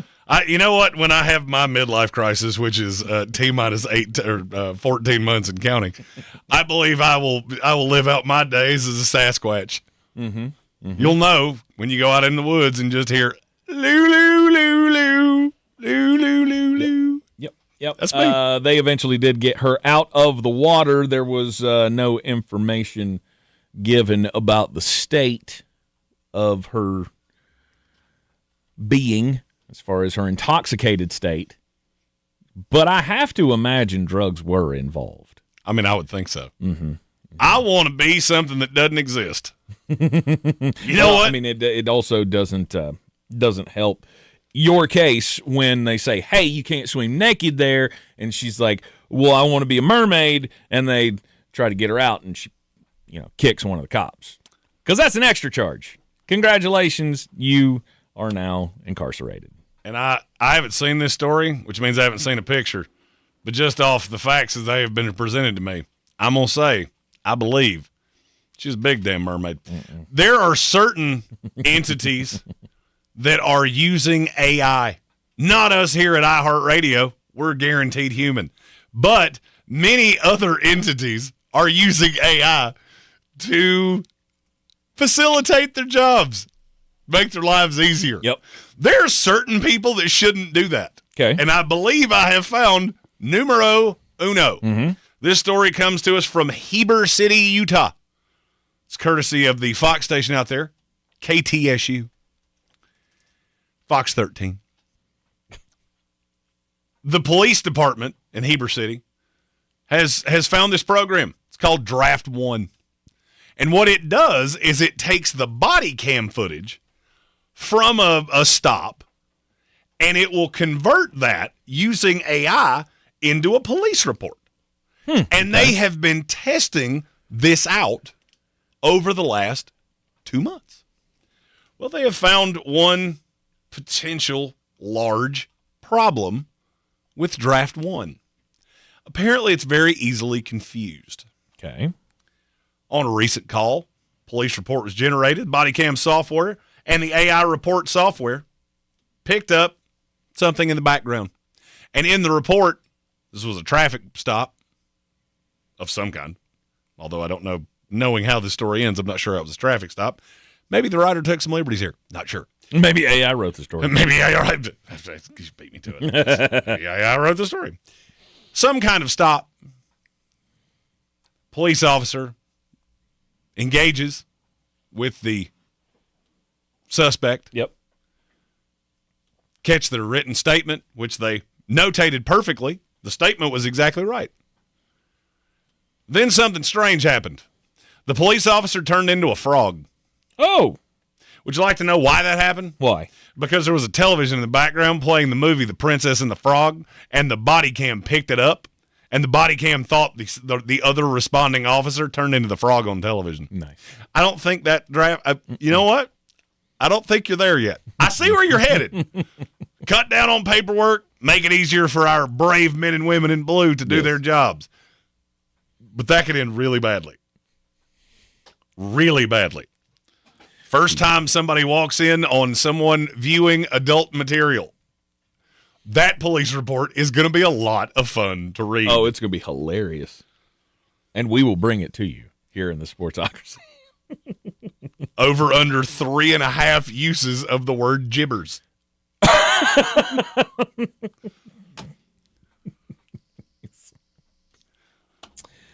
All right, let's move on here. We've got tonight on ESPN Asheville, 7 o'clock tonight, special ESPN national coverage of the College Football Playoff. We have the semifinals tonight and tomorrow night. Both games will be aired here on ESPN Asheville for your listening pleasure. Those of you listening on the stream, no, we cannot stream it because of reasons, licensing and such. Legal. But on the, if you're driving around the Asheville area, you'll be able to hear it on the terrestrial stream. College Football Playoff down to 4 teams. We got Oregon, Indiana tomorrow. Tonight, Ole Miss tries to continue the Cinderella story. I think this game is fascinating. Will they be able to do it is the biggest question. I mean, look, I doubted them getting here. Mm-hmm. It's hard for me to doubt them again. But Miami is so unbelievably physical. For me, this game all boils down to which version of Carson Beck do we get? And that's the thing about a quarterback that's been around as long as he has. I've seen the good, I've seen the bad, and I know there are outliers on both sides. So if I get 3 interception Louisville Carson Beck, then yeah, Ole Miss will win this game. If we don't, I think that's what they need, though. Because that Ole Miss defense is not good enough to force him into that. He's going to have to do it to himself. Mm. And I don't think it's going to happen. I don't either. Miami's a 3-point favorite. And I'll kiss of death them right now. Oh, no. I'd be all over that. Oh, no. Mm-hmm. Oh, no. Mm-hmm. Right now, Miami looks like the best team in college football to me. They look very good. And I don't need special Carson Beck. No. I don't need special. No. I need not dumbass Carson Beck. You know what shocks me? The money is weighted to Ole Miss. Sharp money is slightly on Miami. But the overall handle is weighted to Ole Miss. Okay. I mean, I can see why people like Ole Miss. And there's always, I mean, you have it stuck in your mind, right, that this is going to end poorly until it doesn't. So you've got that Mario Cristobal in your head just running around going, how is this going to fall on its face? But Miami is so much better defensively than Georgia was that I don't know. I don't know that you're going to have the opportunity to score many points in this game if you're Ole Miss.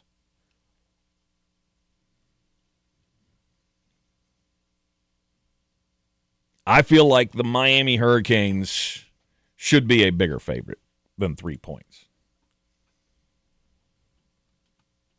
But there again, I also didn't give Ole Miss as much credit as I should have going up against Georgia. Are you completely peeling back, Jeremy, that whole Lane Kiffin really matters in this scenario? No. You think this is where it shows? Where I'm at, and you can attest to this because I said it all year long, I never really bought into Georgia all that much because I don't like Gunnar Stockton. Mm-hmm. So when you get into a shootout and you lose to Ole Miss, I'm not overly surprised by that. I'm not stunned that Ole Miss beat Georgia. I was surprised, but it's not like it's nowhere close to how I would have felt if Tulane had beaten Ole Miss. Oh, yeah. JMU had beaten Oregon. Sure. I said we got to the 8 best teams, and from here, nothing's going to stun me. It will surprise me pretty aggressively if Ole Miss wins tonight. And if they do, I don't see a way Trinidad Chambliss comes back. Because the only way Ole Miss wins this game is if Trinidad Chambliss is special. And I mean special. What will be interesting is when he's really good and they still lose, does he come back or is there enough stock up on him as potentially the third quarterback in the draft for him to come out? I just don't. Miami's defense doesn't give you as many opportunities to get your mojo going. Miami's defense is insane. Right. I mean, those chunk plays that Ole Miss was coming up last week against Georgia with, it's not gonna go that way against this defense. At least I don't think it will. I would be very surprised. And so I see a lot of opportunity for maybe you have a drive with a first down or two, and then you're going to run into the stone wall and have to punt. I mean, everybody's going to have to be on it for you to win. How big of a game can Lacey have? Miami's not an easy team to run on. Exactly. And look, I know that he wasn't Lacey's special. Right, and I know he wasn't the reason that they beat Georgia last week. He was a big one. He was a big damn reason. Well, I mean, and that's a good point. Georgia was not an easy team to run on either. The thing about, at least what I saw when I watched Georgia Ole Miss, was I saw Trinidad Chambliss starting to hit chunk plays down the field, and it starts taking those safeties back. And because backed off. I mean, the way that you could get at Georgia was by attacking the corners. You're not going to run on them. I mean, Alabama had less yards than we did in the SEC championship game running the ball. That's a good run defense. But when you start peeling back players out of the box, and now you're coming up against a 6-man box as opposed to, an 8 low with two safeties that are playing closer to the line of scrimmage as opposed to playing deep, then all of a sudden you start getting running lanes. And once you started getting Kawan Lacey doing what he does, it allowed Trinidad Chambliss, and they fed off each other. It was constantly playing on your heels. Miami doesn't play on their heels that much. No, I mean, it's hard to get a Miami team on their heels when you have Ruben Bain and Akeem Mesidor coming off the edge. I don't need to blitz you. There is absolutely nothing you can do that's going to make me have to blitz you because I'm going to get pressure with 4. Yep. And I've only seen one team do that to Ole Miss all year, and it was Georgia. And they stayed competitive. And I think this game tonight will be competitive. I just think when rubber meets the road and it's about Jimmys and Joes and not as much X's and O's, there are more Jimmys and Joes in Miami than there are with Ole Miss. I believe in Mario Cristobal more than I believe in Pete Golding.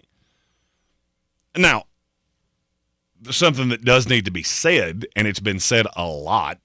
I think it's broken heart ex-girlfriend syndrome, but this Ole Miss team has really rallied behind Pete Golding. Absolutely. They've been very open and honest about that's who we wanted to get the job. We don't feel like there's a step back here. Lane didn't want to be here. Pete's leading us. We're good. There is no pressure for Ole Miss here. Now, that's a good point because there is all the pressure in. Ole Miss has all of the ability to just play free, to just let's go in there, let's do our thing, let's not press, let's just take what comes to us. Hopefully we can force some turnovers, and who knows where this thing may go. And we know we're all going to be together next year. That's right. And with the ability to do that, I think really plays in their favor because you have all the pressure heaping up on Mario Cristobal of how many times have we seen you in a big game at Miami and you hadn't done so well, right? Carson Beck, how much is riding on his performance? Obviously a lot, because the first thing that we said is if Carson Beck doesn't throw the game away, then Miami should be in the national championship. That's a lot of pressure. I mean, I know he's got a ginormous brain to be able to, compute all of that. Right. But that's a lot of pressure to put on one very ugly gentleman. If you gave me 10 years to explain to you how he got Haley Cavender, I couldn't do it. No. Money doesn't even make sense. She makes more money than he does. No doubt. No doubt. So no wonder she went. He must have a good case of bisonitis. Yeah, according to social media, he doesn't. Because Oh, did she? Oh, yeah. Did she tell? Oh, yeah. Oh, no. She reverse Matt Khalil'd him. No. I didn't hear that. Yikes. So he's like, hey, Scoob. It's not good. That's not good. That reminds me of that was I think it was a Jeff Foxworthy joke where he was talking about, you see a dude with big hands and big ears and a big head. He better be packing because that's one goofy-looking dude. That's Carson Beck right there. He looks like Slid the Sloth. He does. I forgot what the hell we were talking about. Oh, all the pressure on Miami here. There's none on Ole Miss. Ole Miss's pressure came last week, and I don't even think they felt it then. Now it's just nobody expected us to be here. Nobody expected either one of these teams to be here. Hell, I mean, before the bracket came out, we didn't even think Miami was going to be in this thing, and now we got 4 teams left and then one of them. Miami's feeding. To me, that's one of the most interesting parts. Miami should have no pressure. You got here. There should be no pressure. Nobody expected you. The most lunatic Miami fan, not named Michael Irvin, because I don't know what substances do to your brain, because I gave my word to stop at third, teen absence day 1999. I don't know. I don't know what that looks like. I don't think even they could possibly have thought that the Miami Hurricanes were going to be sitting here in the Final Four. Because that team was good. Okay, let me ask you this. I'm gonna take this a different way. Take the coaching situation out. So take the Lane Kiffin thing out. Okay. If I had told you before the season that Miami or Ole Miss was going to be in the Final Four, which one would you have had a harder time believing? Miami. Oh, by 1,000 times. Sure. Because I really didn't see it in Carson Beck. That, to me, is one of the interesting things, and I think this is going to be more of an indictment on Mario Cristobal, depending on how this goes. Because if you're Cristobal, you've got to hammer this to your guys. You can't play tight. Because they're not gonna.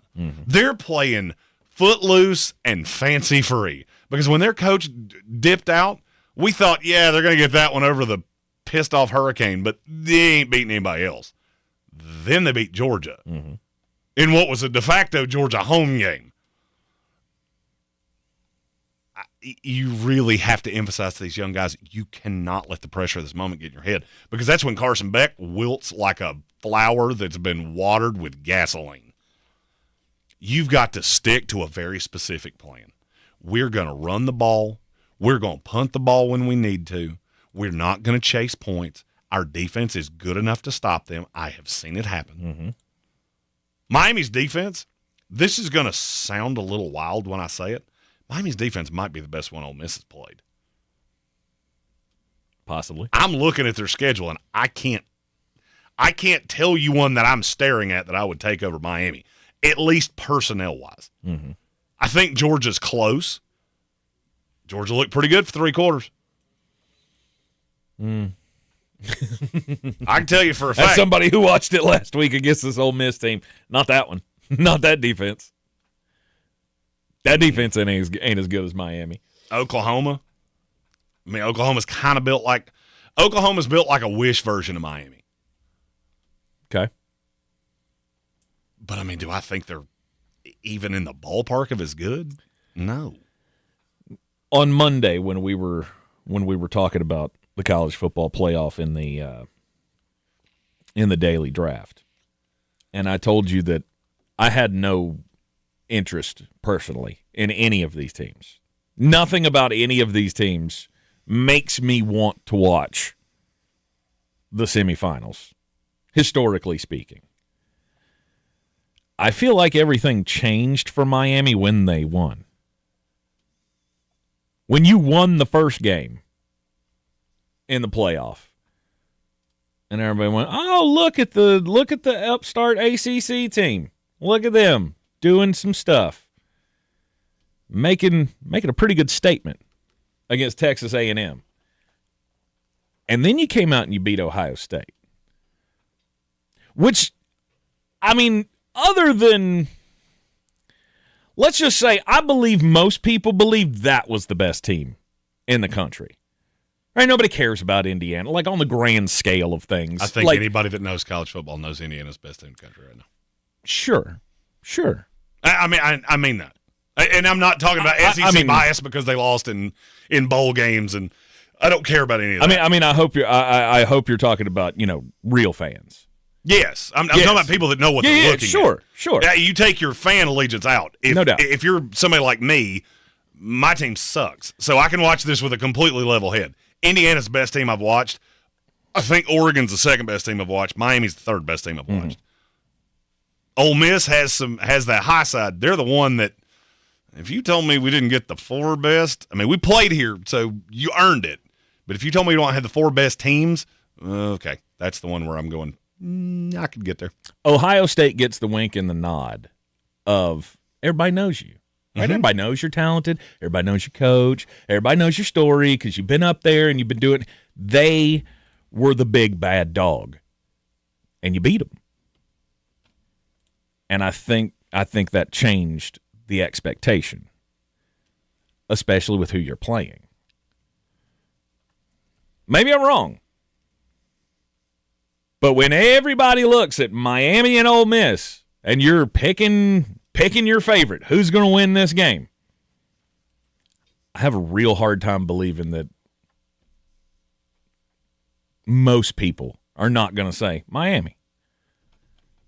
And I think just that cranks up the pressure. Look at all the media that Miami has been getting, right? Everybody's trying to flip it back to the old days and claiming your spot.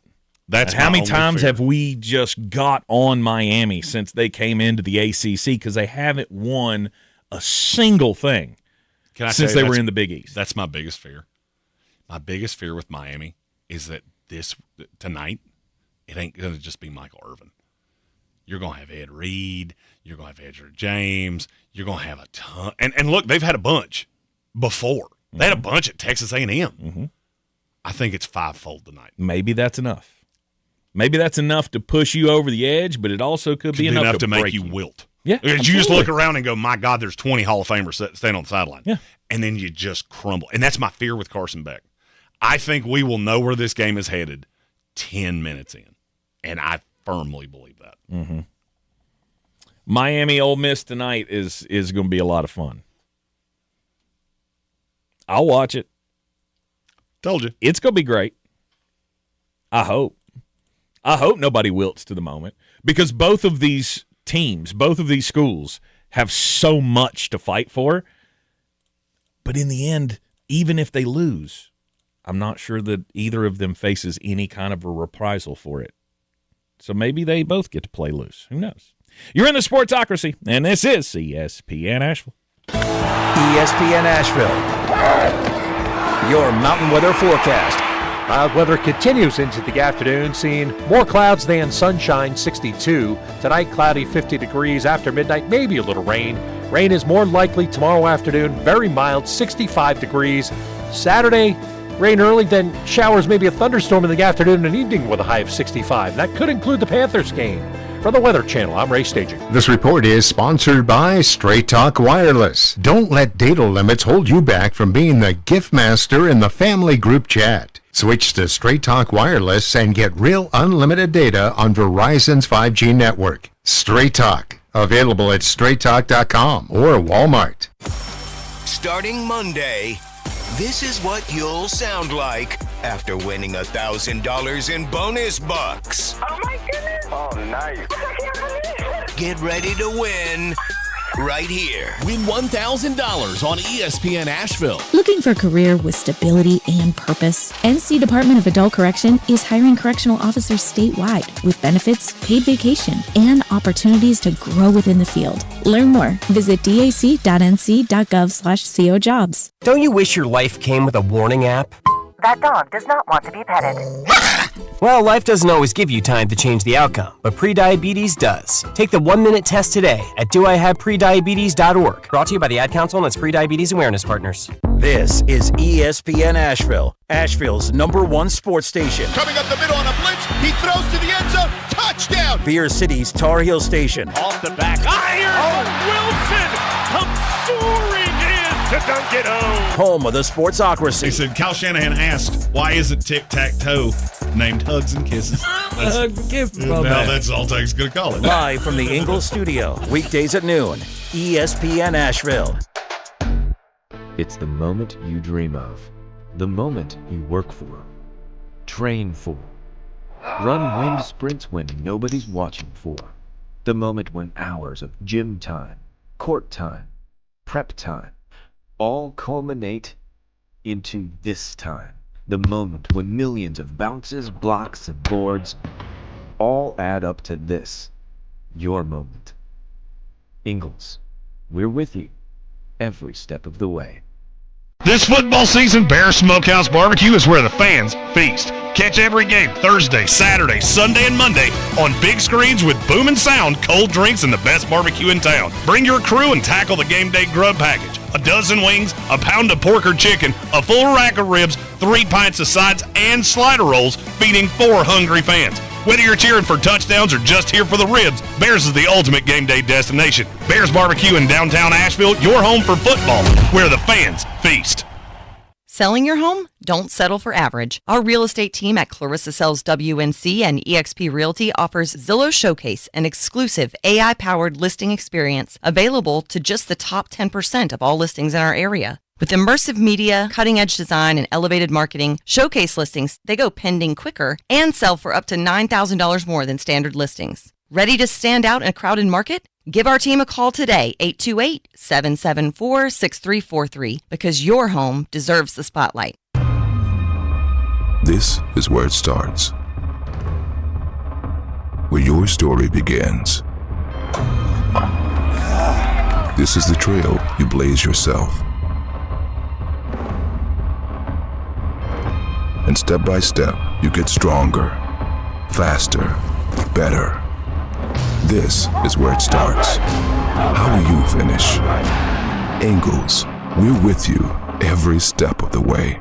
First News on 570. They do seem to have luck with those robot dogs. Why would you want one of those? They seem dangerous. They don't do any of the things a dog should do. No. It's not fun to pet them. No.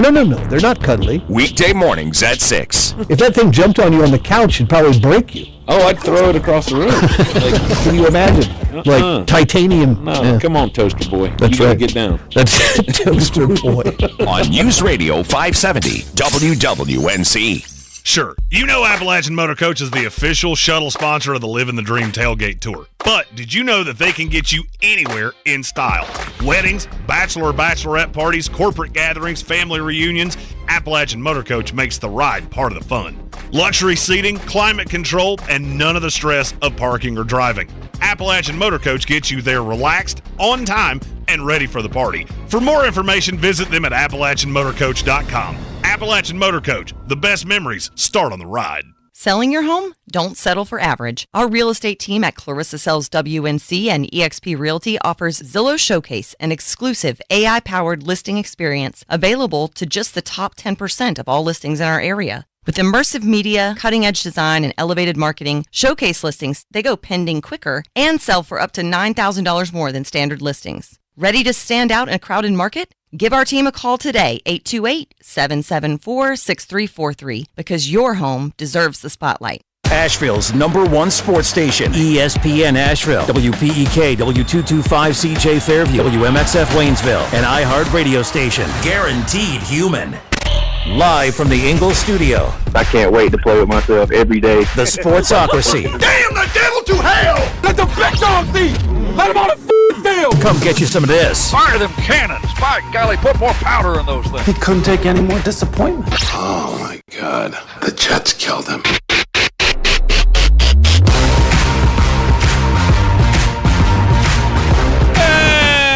Welcome back into the Sportsocracy on ESPN Asheville, 92.9 FM, 880 AM, 1400. Sportsocracy heard everywhere you go on the iHeart Radio app, seen everywhere on YouTube. Just go to the sportsocracy.com, click the live video link, subscribe to the channel, join us in the chat, and welcome into Overreaction Thursday. Okay, I sure. don't know what word we're looking for. Yeah, no. College Football Thursday. I'll take whatever. It is Sure, college football Thursday. We'll go with that. College football tonight on ESPN Asheville, 92.9 FM, 880 AM at 1400. College football playoff semifinal number 1. What's the bowl? What's tonight's bowl game? What is this? This Sugar Bowl or the? No, this is the Fiesta Bowl's the other one. No, this is the Fiesta Bowl. Oh, this Peach is the Bowl's tomorrow. Peach Bowl's tomorrow. Gotcha. All right, Fiesta Bowl tonight. Peach Bowl tomorrow. We were going to do the Peach Bowl. The only problem is that logistics are a sob. I mean, I know why you did it, but why'd you put it on a Friday? If you put it on a Saturday, we'd be there. And now get it, you'd be competing. You don't want to compete with the NFL playoffs. We tried to get to the Peach Bowl. The only problem is that we have a show to do from noon to 3. Tank has a show to do from 6 to 9, and we need 3.5 hours to get to Atlanta without traffic. Maybe you can do math there. Yeah. That math don't math. We tried. I did everything short of just book a plane ticket. Right. Man, it'd have been fun, but there again, Ole Miss, Miami tonight on ESPN Asheville. 7:00 is the pregame kickoff. I guess is it 7:30 maybe. Probably.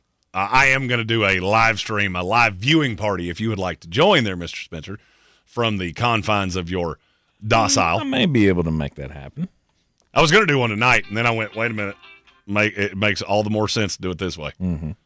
That's the second time. It's happened 2 times in 6 years. Why? Listen, phone, I don't ever want you to make noise. Okay, so Google, AI, Jeff Bezos, Mark Zuckerberg, whoever's freaking listening to me, don't make noise. Oh, goodness. Before we get into any more frivolity, we have to take a quick little break from all of that to bring you one more Shanahan and Ananism. So fresh, we ball, no stress, cause we making that money. I was so confused for you. I was like, somebody died? He's like, wait a minute, what's happening? Is it breaking news? No, somebody it's the best died. part of the day. I was sitting here looking at Twitter going, I don't see anything. I ain't got a source over there. What's happening? I do have a source of joy, and it's Kevin Mullen with his daily Shanahan and Ananisms. He says Kyle Shanahan will lose a bet, but claim that we never shook hands, which is, God, I hate those people. Question, isn't America's main interest in Carson Beck's girlfriend? He says, I'm not allowed to Google her. They broke up, so Google away. And just as a red-blooded American man, she's very Googleable. She's got a tremendous Google on her.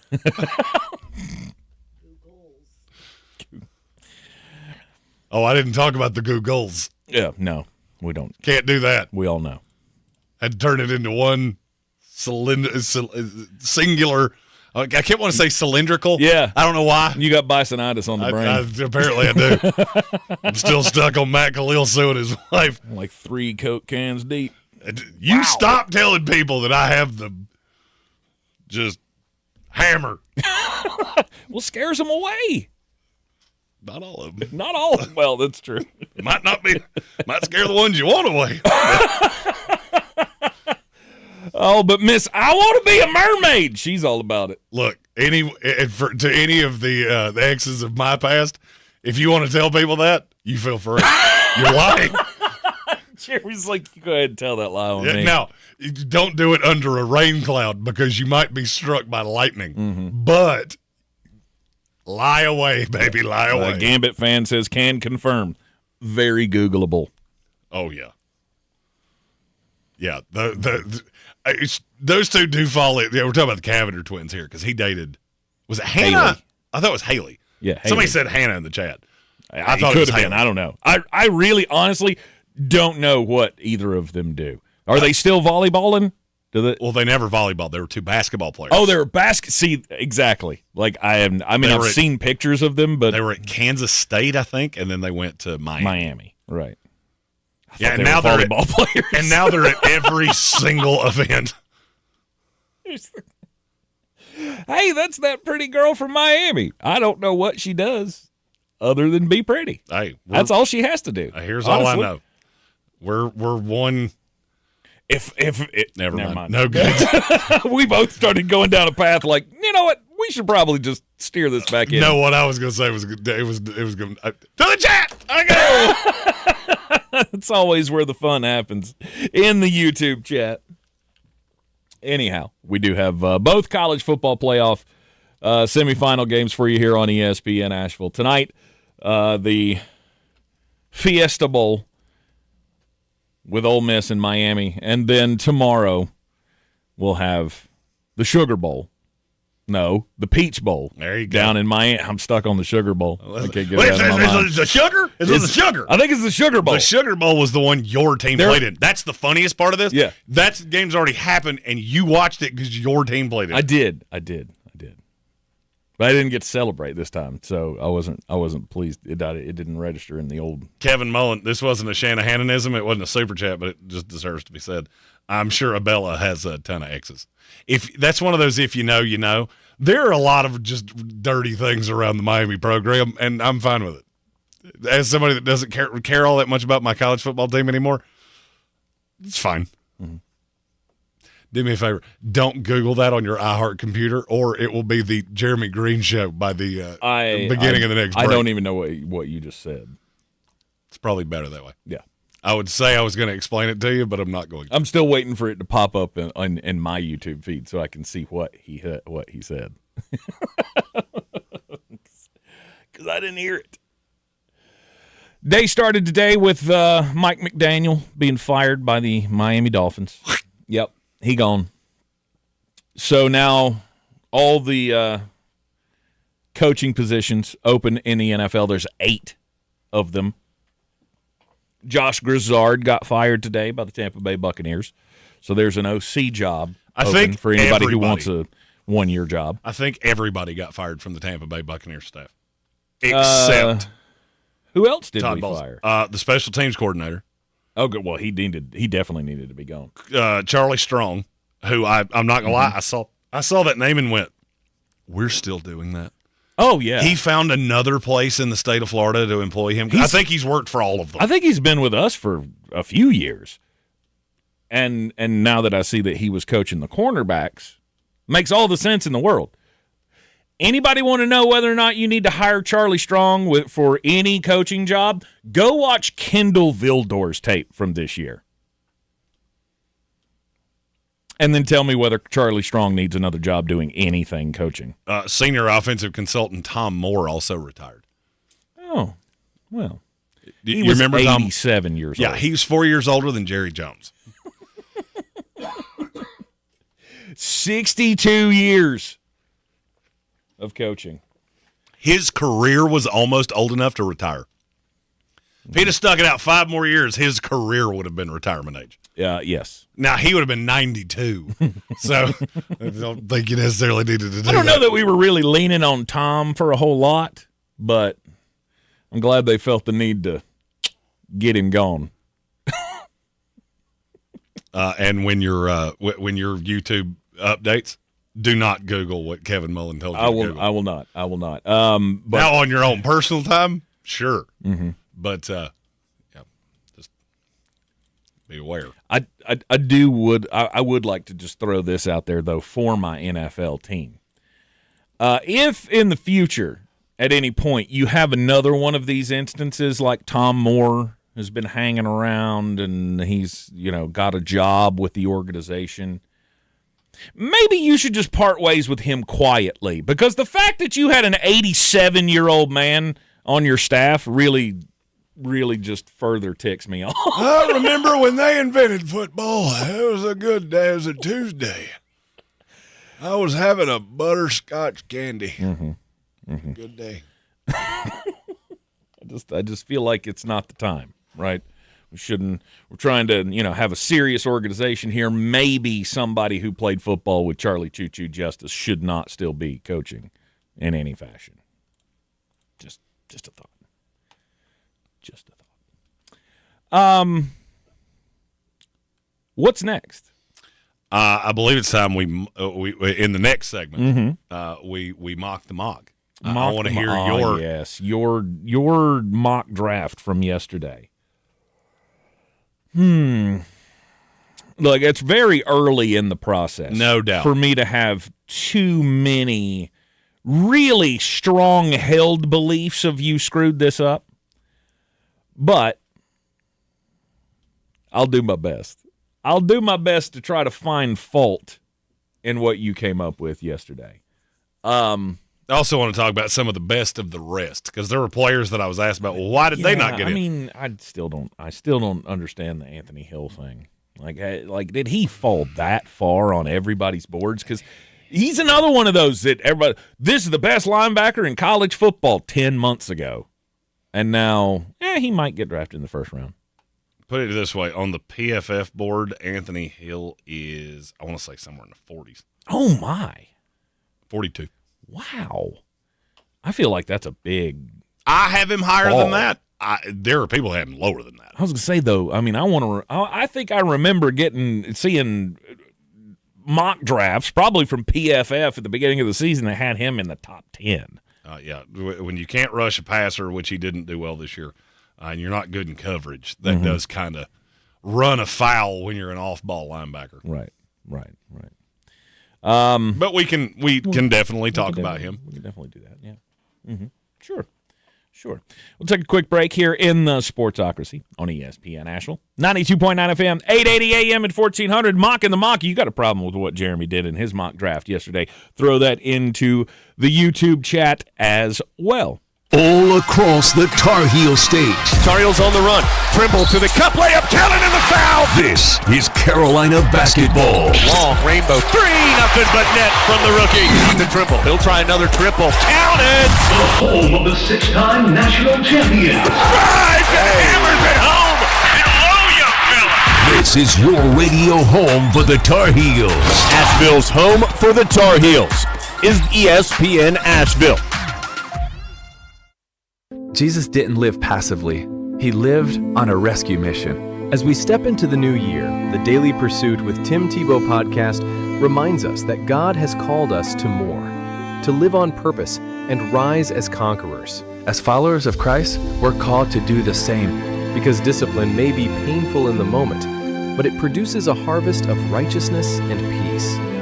Open your free iHeartRadio app. Search The Daily Pursuit with Tim Tebow and listen now. This is J.W. Whitley, General Manager at Parks Ford of Hendersonville. Our value of commitment. Committed to you as our customers and the community that we serve. To do better, be better every day. That's the Parks Promise. Experience the Parks Promise today at parksfordhendersonville.com. Clarissa Sells WNC is the #1 team in Buncombe County. We have the customer service experience to assist you in achieving your real estate goals. Our team offers something that 90% of listings in our market won't have, Zillow Showcase. Check us out at clarissasellswnc.com. Sure, you know Appalachian Motor Coach is the official shuttle sponsor of the Living the Dream Tailgate Tour. But did you know that they can get you anywhere in style? Weddings, bachelorette parties, corporate gatherings, family reunions, Appalachian Motor Coach makes the ride part of the fun. Luxury seating, climate control, and none of the stress of parking or driving.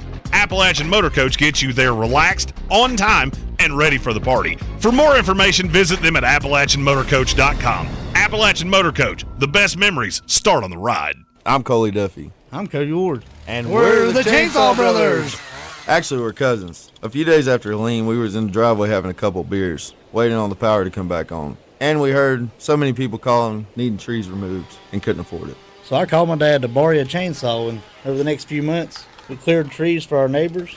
Our business was born out of wanting to help Western North Carolina get back on our feet. We are fully insured and licensed. We keep our promises, meaning if we say we're going to be there, we'll be there. In these parts, we live how we were raised. When you call the Chainsaw Brothers, you're not a customer, you're family. We're good at what we do, and we do it for a reasonable cost. For all your chainsaw needs, call the Chainsaw Brothers. 828-316-1013. Or find us on Facebook. See how we treat our family. Are you still covered up with storm damage and debris? Call us about our daily rates at 828-316-1013. That's 828-316-1013. We're the Chainsaw Brothers, and with our neighbors, we are Western North Carolina strong. Woohoo! This football season, Bear Smokehouse Barbecue is where the fans feast. Catch every game Thursday, Saturday, Sunday, and Monday on big screens with boom and sound, cold drinks, and the best barbecue in town. Bring your crew and tackle the game day grub package. A dozen wings, a pound of pork or chicken, a full rack of ribs, 3 pints of sides, and slider rolls, feeding 4 hungry fans. Whether you're cheering for touchdowns or just here for the ribs, Bears is the ultimate game day destination. Bears Barbecue in downtown Asheville, your home for football, where the fans feast.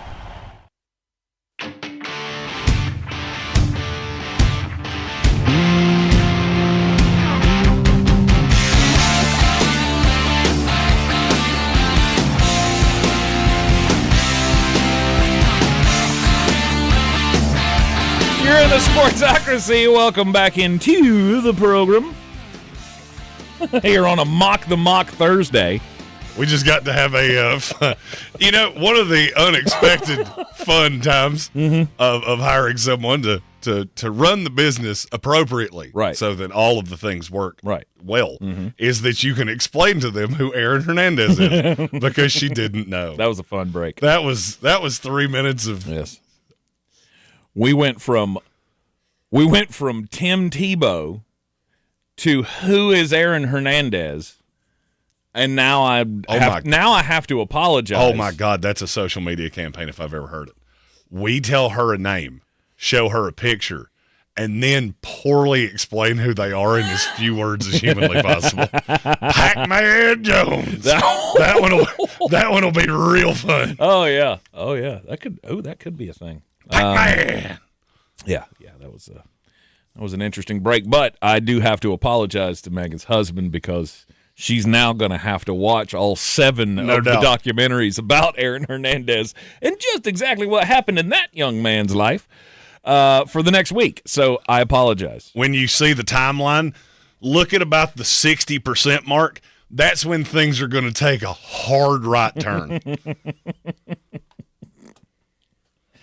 Okay, Mock in the Mock from yesterday. If you missed it, yesterday we went through Jeremy's entire first round. You can find that on the YouTube archive.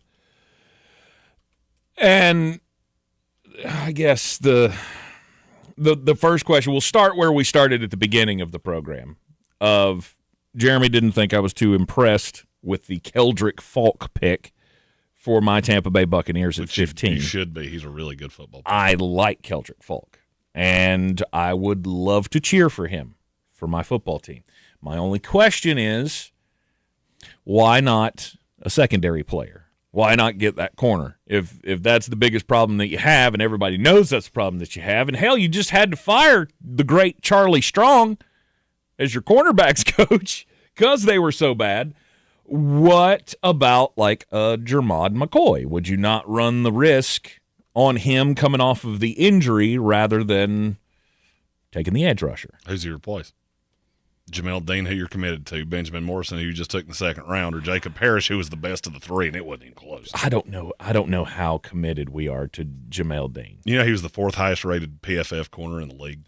That's the biggest indictment on PFF I've ever seen. No doubt. Because I saw that and went, oh, bother. I went full Winnie the Pooh, just for real. Oh, bother. That to me is dumber than the time you found the Tony Pollard's the best running back in the NFL stat. I don't believe that is correct. No, sir. That's far from the truth.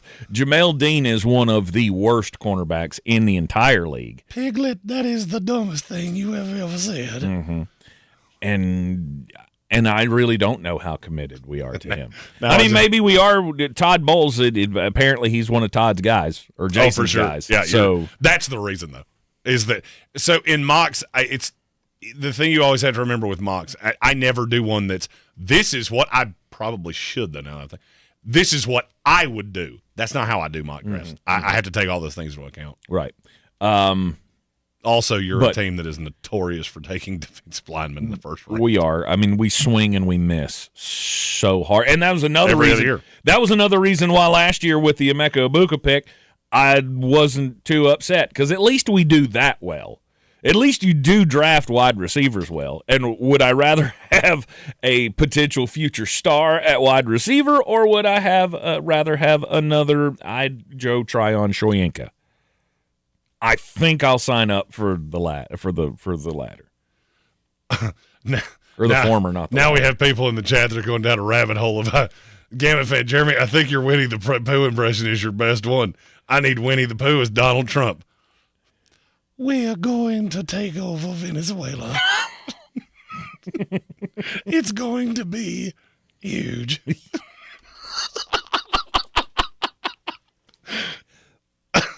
That might be my new favorite thing you do. There's one I didn't plan on today. 100%. Winnie the Pooh as Donald Trump. I think that needs to be a social media thing as well. I have a weird. Where you take actual speeches that he gave and read them as Winnie the that would Pooh. be phenomenal. Yes. Many have asked for this. All of them think I am the greatest there has ever been. We're going to get all the honey, the best honey. The best honey. Okay, I got to stop doing that, or I'll do that for the next 30 minutes. So, I am like a child with a shiny object. You are. Avian Terrell, Jermod McCoy, comparing them to Keldrick Falk. Do you want me to tell you who's got the higher upside? Keldrick Falk has the higher upside. Okay. There's another problem with the corners in this class, and I'm going to tie a question in the YouTube chat into this. Red Sea asked if I've seen Chris Johnson yet from San Diego State. Yeah, I have, and I ain't the only one. Chris Johnson might be my favorite corner in this class. Ooh. Like, not ranked number one, Mm-hmm. but in terms of where he was to where he is for me. And I think those two things are going to meet because it's weird. Every scout I talk to asks me that same question. Have you seen this kid from San Diego State yet? Yes, I have. Mm-hmm. Indeed, I have. I really hate that you're all asking me this because I thought he was going to be a dirty little secret of mine. He is not. There are a lot of corners in this class. Okay. And that's one of the things. First of all, corners have fallen over the last handful of years. It's just, it happens every year. We've got to mentally look at it. If you don't project as a true, honest to goodness number one, no doubter, you're going to fall.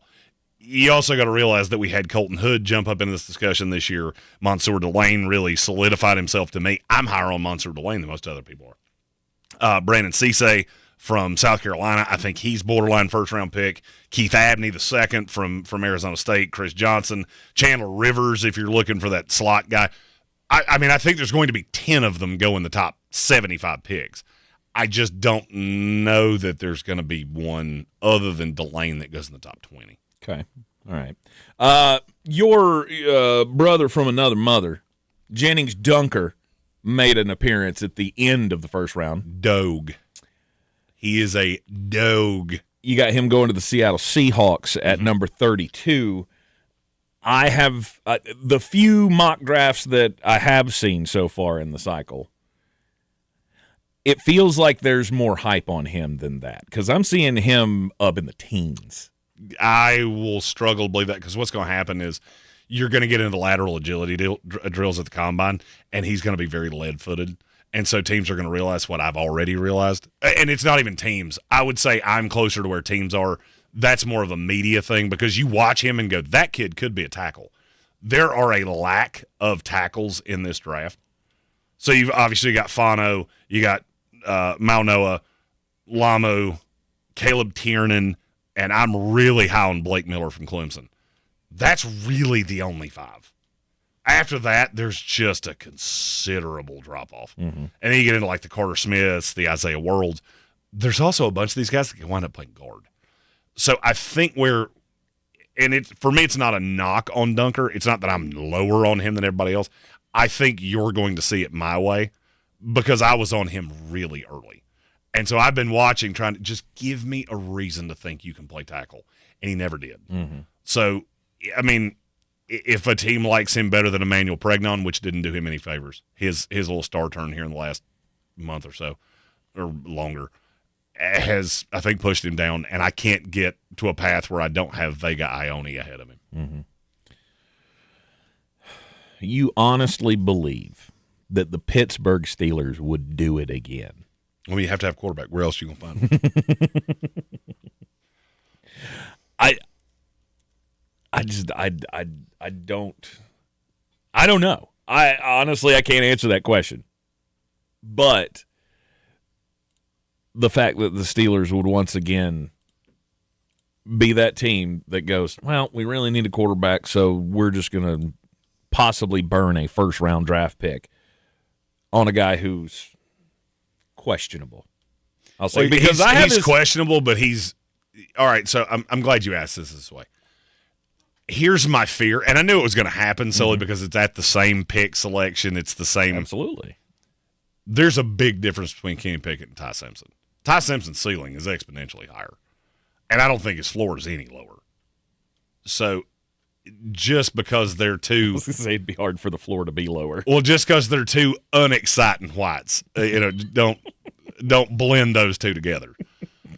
I mean, I get it. Ty Simpson looks like the local boy next door, and oh boy, yippee skippy. But he's not a bad quarterback. I haven't seen enough of it, and the bad has been bad.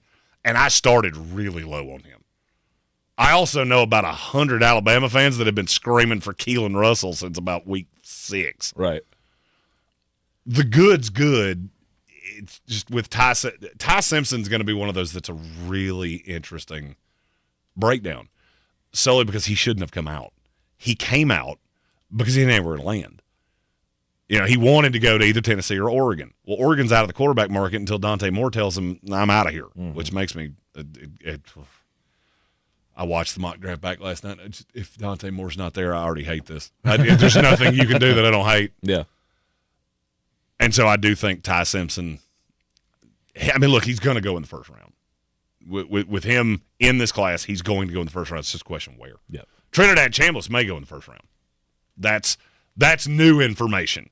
We were looking at him as back into day 2, beginning of day 3, and now he's, I believe, firmly in day 1 discussion. Okay. All right.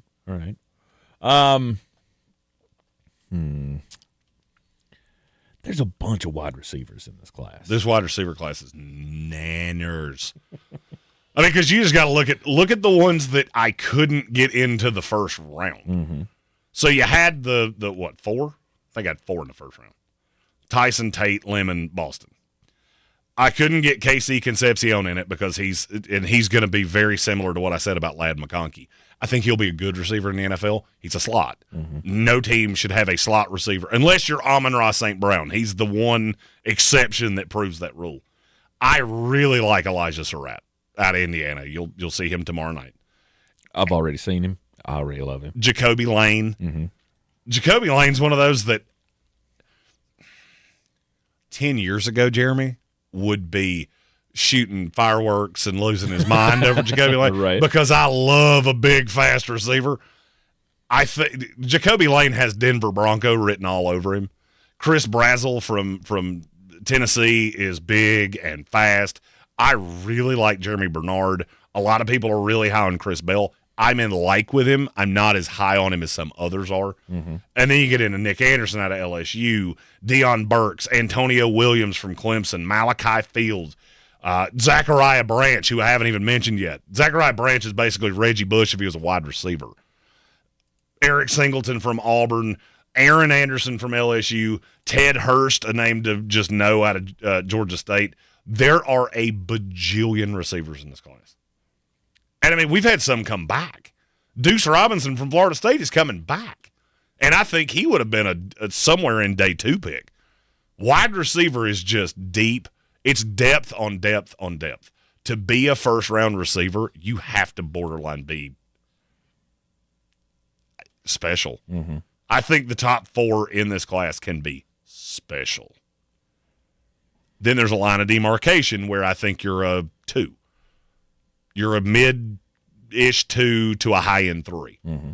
And there are about 15 of those. Mm-hmm.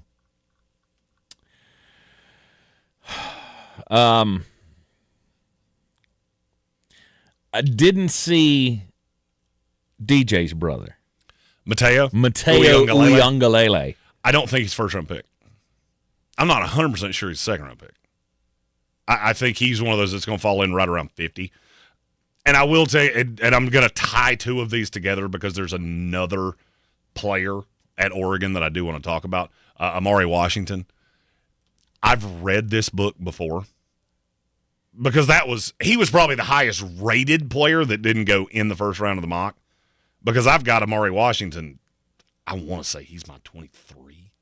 He's 6'3", 330, and he moves like a running back. Right. It's insane. Right. But I don't actually know that he's a good football player. I know he's a great athlete. He was pretty good against the run, leaves a lot to be desired against the pass. There's a lot of raw there. I just don't see that as a first-round pick. Mm-hmm.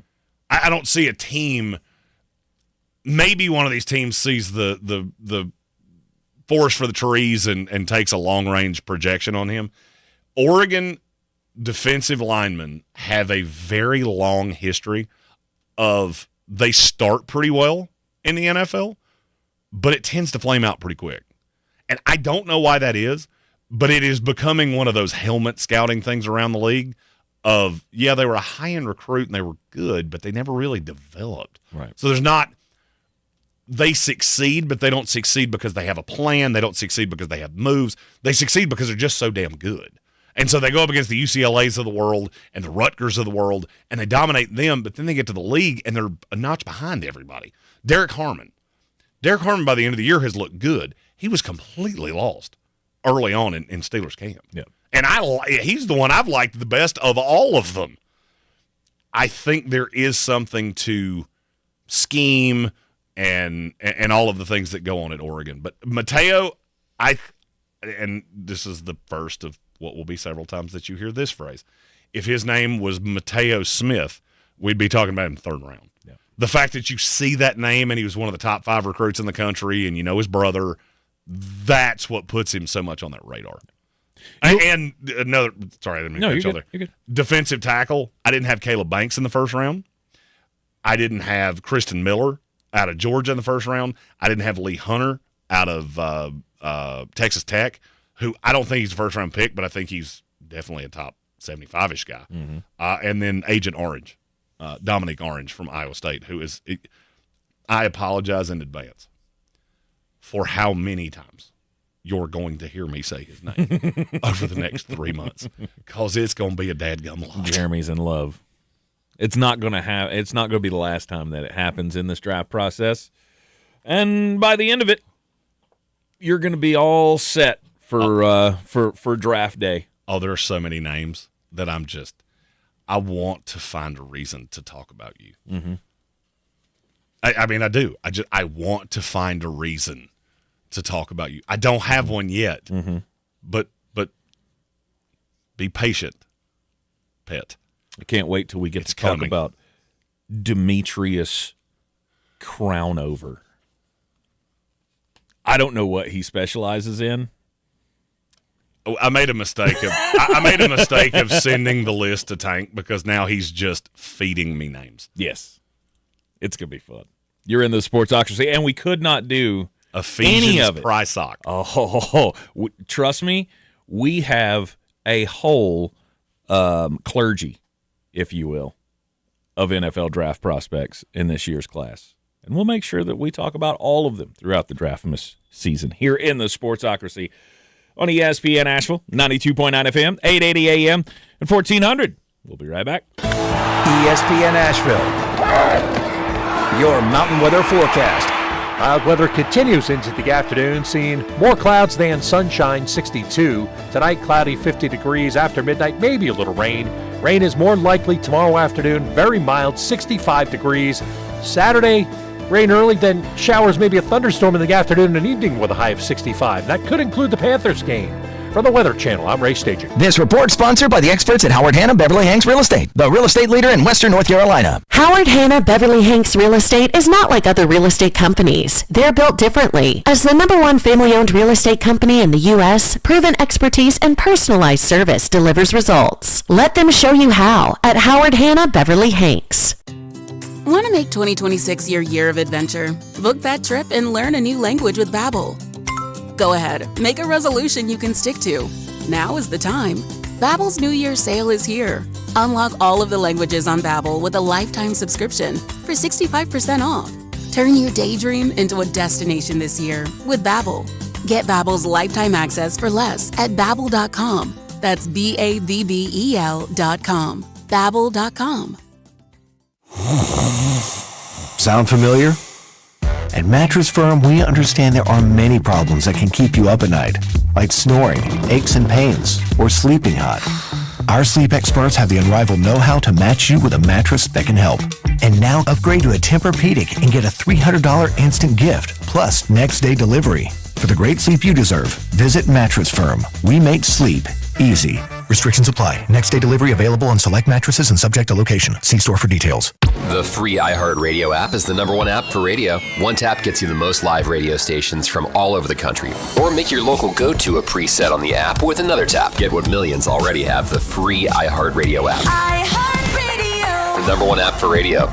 The possibility of lung cancer can be pretty scary, especially if you're one of approximately 8 million current or former smokers at high risk. That's why SaveByTheScan.org wants you to know that now there's a breakthrough low-dose CT scan that can detect lung cancer early, and it only takes 60 seconds. You stop smoking, now start screening. For an easy quiz to see if you're eligible, visit SaveByTheScan.org. It could save your life. SaveByTheScan.org is brought to you by the American Lung Association's Lung Force Initiative and the Ad Council. The iHeartRadio app now has presets, just like in the car. You're our #1. Make us yours. ESPN Asheville, the mountain's favorite sports station, streaming 24/7. Your home for the Sportsocracy. Weekdays at noon. The Tar Heels and Atlanta Braves baseball. Did you know that Ingles sells more organics than any other grocery store? Or that they run their own dairy? Or that they only serve USDA choice and prime meat? Or that they donate 3,956 meals a day to local food banks? Well, now you do. It's all in the bag. Clarissa Sells WNC is the #1 team in Buncombe County. We have the customer service experience to assist you in achieving your real estate goals. Our team offers something that 90% of listings in our market won't have, Zillow Showcase. Check us out at clarissasellswnc.com. This is J.W. Whitley, General Manager at Parks Ford of Hendersonville. Our value of commitment, committed to you as our customers and the community that we serve. To do better, be better every day. That's the Parks Promise. Experience the Parks Promise today at parksfordhendersonville.com.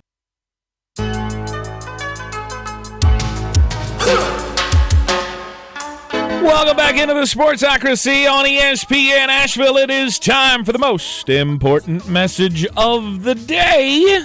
Don't do crimes. Is theft a crime? Jeremy. Absolutely. Yes, theft is a crime. Don't theft things. No, don't theft. No thefters out there. No theftery. I mean, this may not really fall into theft, but I guess it kind of could in a sense. While not a criminal situation, we haven't talked about it yet, so I figured I'd bring it up in this here little segment. The case of DeMond Williams Jr., the quarterback of the University of Washington, signs a deal to come back to school, and then a day later, just decided, I'm out, transfer portal. That's where I'm headed. Now, where's the problem with all of this? What did the contract say? Because, I mean, I get that, NCAA rules allow this kind of freedom of movement. That's the whole reason we did this thing.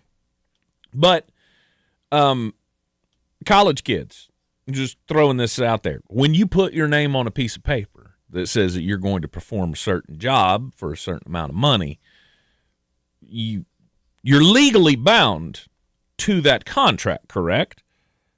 Correct. Right. Like the NCAA doesn't have a role in that. That's legal stuff. Legal. Right. And the proper response here was, I will sue your ass. And I will win. Have you heard any of the inside stuff on this contract? Why did this happen? Why did it happen? Yeah, was there something that occurred within that day that spurred him to make this what looks like a really ridiculous decision? How you remember those Goosebump books where you could pick your ending depending on which page you flipped to? Oh yeah, I remember those. I'm gonna give you 3 options. Do you want the basic calm answer? Do you want the medium fire? Or would you like the Diablo? Oh, bring the Diablo. Okay. What happened behind the scenes is we have a kid that grew up in a generation where no one ever told him no.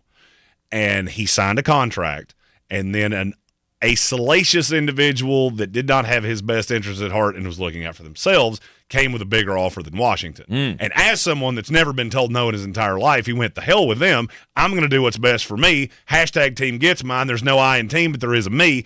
I'm going to go over here and enter the transfer portal, and there's not a thing you can do about it.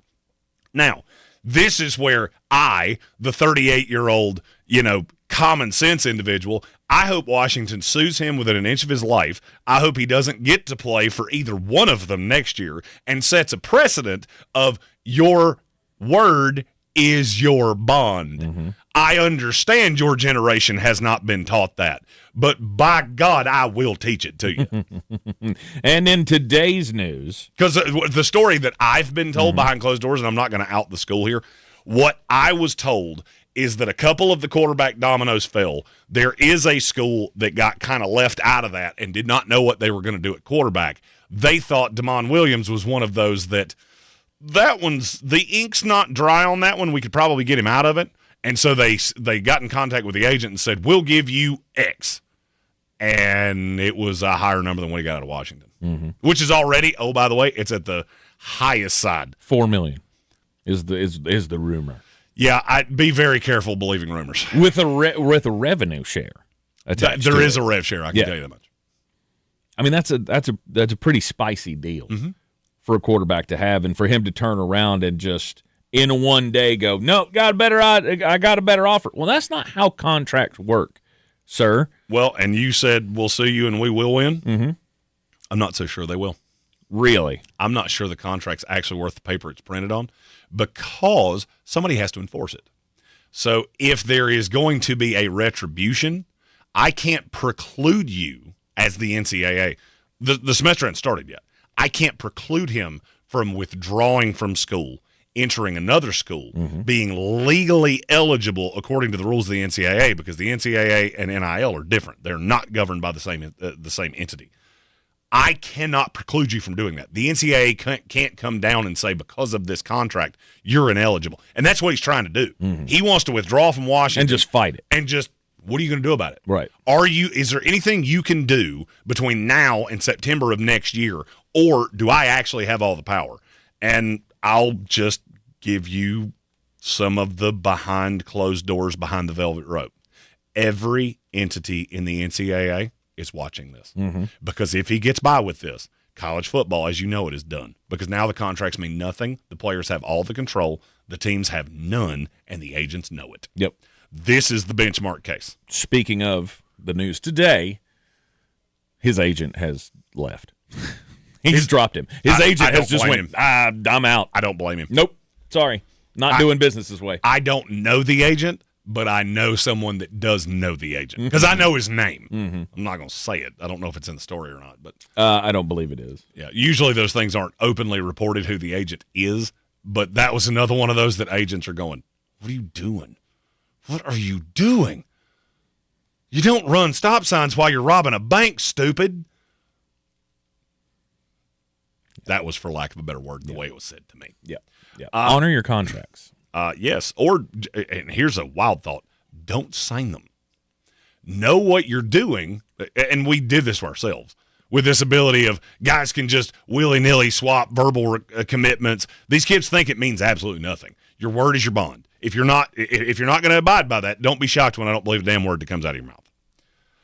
My story is about 30-year-old Matthew Day. He is an ad executive. Not 100% sure. Oh, of course, in Florida. He had a fun night out. I actually told this story. It's probably been 6 months ago. He went to a rooftop bar called The Landing in Florida. He got up to the roof, got himself a nice cocktail there, and then nature called. And he whazzed over the railing onto some horrified onlookers below. Yeah. Well, we have come to a pre-trial agreement. Okay. He got out on a $500 bond, which when I told this story the first time, said, I will give you $500 if I was one of the ones that was weed on. I will give you $500 to beat him like a sled dog. Come to a pretrial agreement. I just want to. I want to know if you think this is fair or not. Okay. The term is 50 hours of community service. Okay. He has to undergo alcohol evaluation and counseling. Pay supervision and prosecution fees. Okay. And during the agreed-upon 6-month term, he's not allowed in bars or clubs. Doesn't say he's not allowed to drink. He's not allowed to drink in public. Okay. Fair or foul? I mean, I'm gonna go foul because it's too heavy. Well, no, I honestly no, I don't. I feel it's a little light because there is no restitution for the victims in this scenario. And this is not enough. This is not enough. If I were in that position and I were one of those who had been urinated upon, I'm not saying, you need to line him up in the public square and we can throw, rotten tomatoes at him while he's in the stockade or anything. But I am saying it does not make me feel better that he's just some community service, pick up some trash for a little while. This is why I believe Amazon Prime, Netflix, one of the streaming services needs to pick up an idea I've had for a long time. Judge Mullet. This case comes before me. I disseminate the punishment. Yes. Because for me, the punishment here is simple. You wee on me, I wee on thee. So I decree. What do you got? All the victims at once? All of them. All of them at once? Nope, one at a time. It's worse that way. Yeah. It's worse that way. Plus, there's stage fright, right? Like, I wouldn't, like, if we're in mixed company, I wouldn't want to. Turn the faucet on! Right. Are we being watched while we're doing this? Because, if I have to have the bailiff standing there while. No, we'll all be up on the. We'll take him back to the landing. We'll give him a nice cocktail, and there we go. Give me all you've got. Yeah, no, I'm going to say this ain't enough. Randy is, he said, I used to work at a rooftop bar, and that happens more than you'd think. Oh, I'm sure it does. As somebody that spent a good amount of their life in alcoholic establishments of ill repute, I promise you I will not be surprised. No. Have you ever done that? No. No. I have, however, weed in a good number of bushes. Yes. I didn't necessarily mean, doing it on somebody. I meant just, you're in a public place. You might have thought you were alone. Think you're alone now. Right? Like we both used to smoke, so you're standing outside and you've had a couple of cocktails and you smoked a cigarette and everybody's just laughing, having a good time, and then all of a sudden the urge hits you and you're like, well, it's all the way over there. I could go behind this truck right here and go, and then, oh, Janet, I'm sorry. I didn't see you standing over there trying to charge your phone. Like that's never happened to you? Not that I can remember. Well, maybe I shared too much. I believe you did. And I believe that there might be a lovely an officer that would like to communicate to you after the show.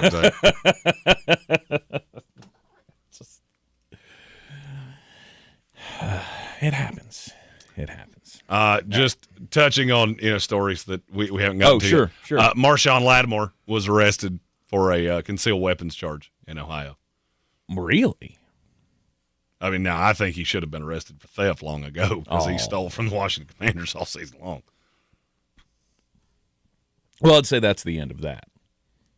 It was going to be the end of that regardless. We will be having, we will be releasing throughout the draft this season an all-name team in the draft. I've already started quite a little list here, as somebody had mentioned. Bill Workman mentioned that in the chat. Of course, there'll be some good ones. Obviously, Mr. Pregnon. Oh, and by the way, Douglas Hendrickson was the agent's name. Oh, okay. He put his name on the release. Oh, did he? Okay.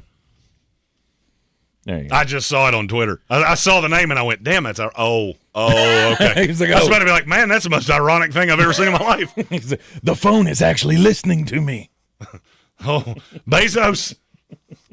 Order pizza, Bezos. We've got a lot of good things planned for you throughout the Draftimus season, including all of the coverage from Jeremy's travels, going to the Shrine Bowl and the Senior Bowl.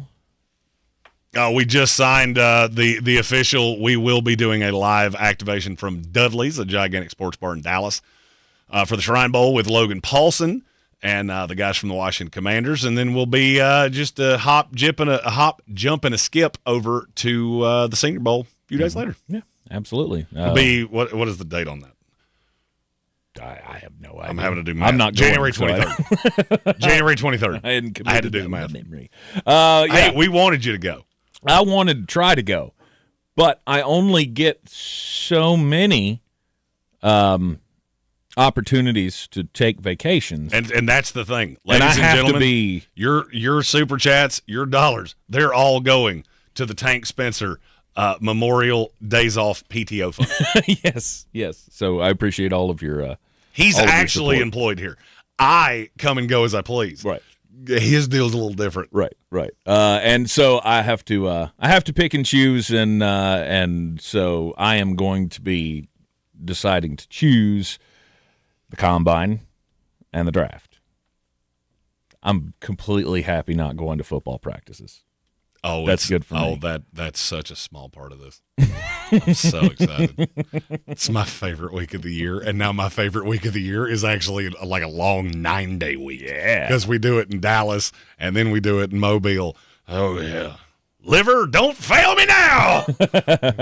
Well, you should tune in tomorrow, as we will be back here in the Sportsocracy for Football Friday. Right, we got playoff games this weekend. We have college football playoff games tonight and tomorrow on ESPN Asheville. Tonight, 7 o'clock. Be sure to tune in for the Fiesta Bowl, the Ole Miss Rebels and the Miami Hurricanes. Tomorrow night, we will have the coverage of the Peach Bowl, Indiana and Oregon for you.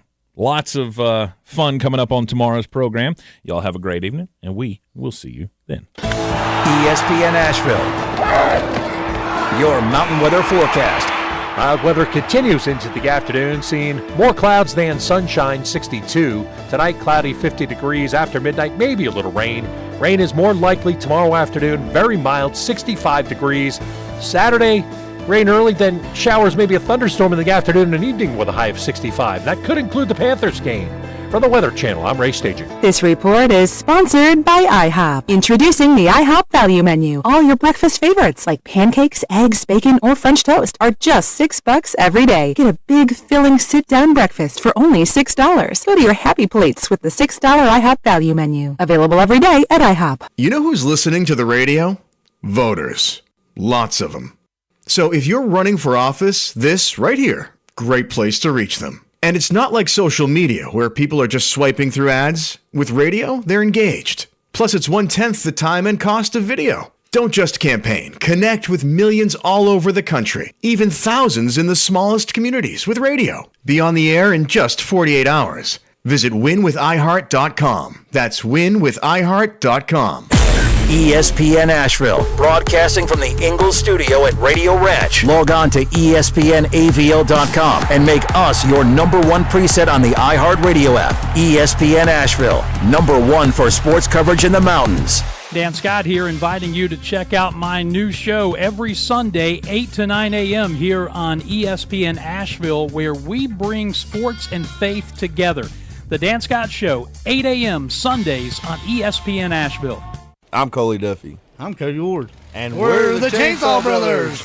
Actually, we're cousins. A few days after Helene, we was in the driveway having a couple beers, waiting on the power to come back on. And we heard so many people calling, needing trees removed, and couldn't afford it. So I called my dad to borrow a chainsaw, and over the next few months, we cleared trees for our neighbors.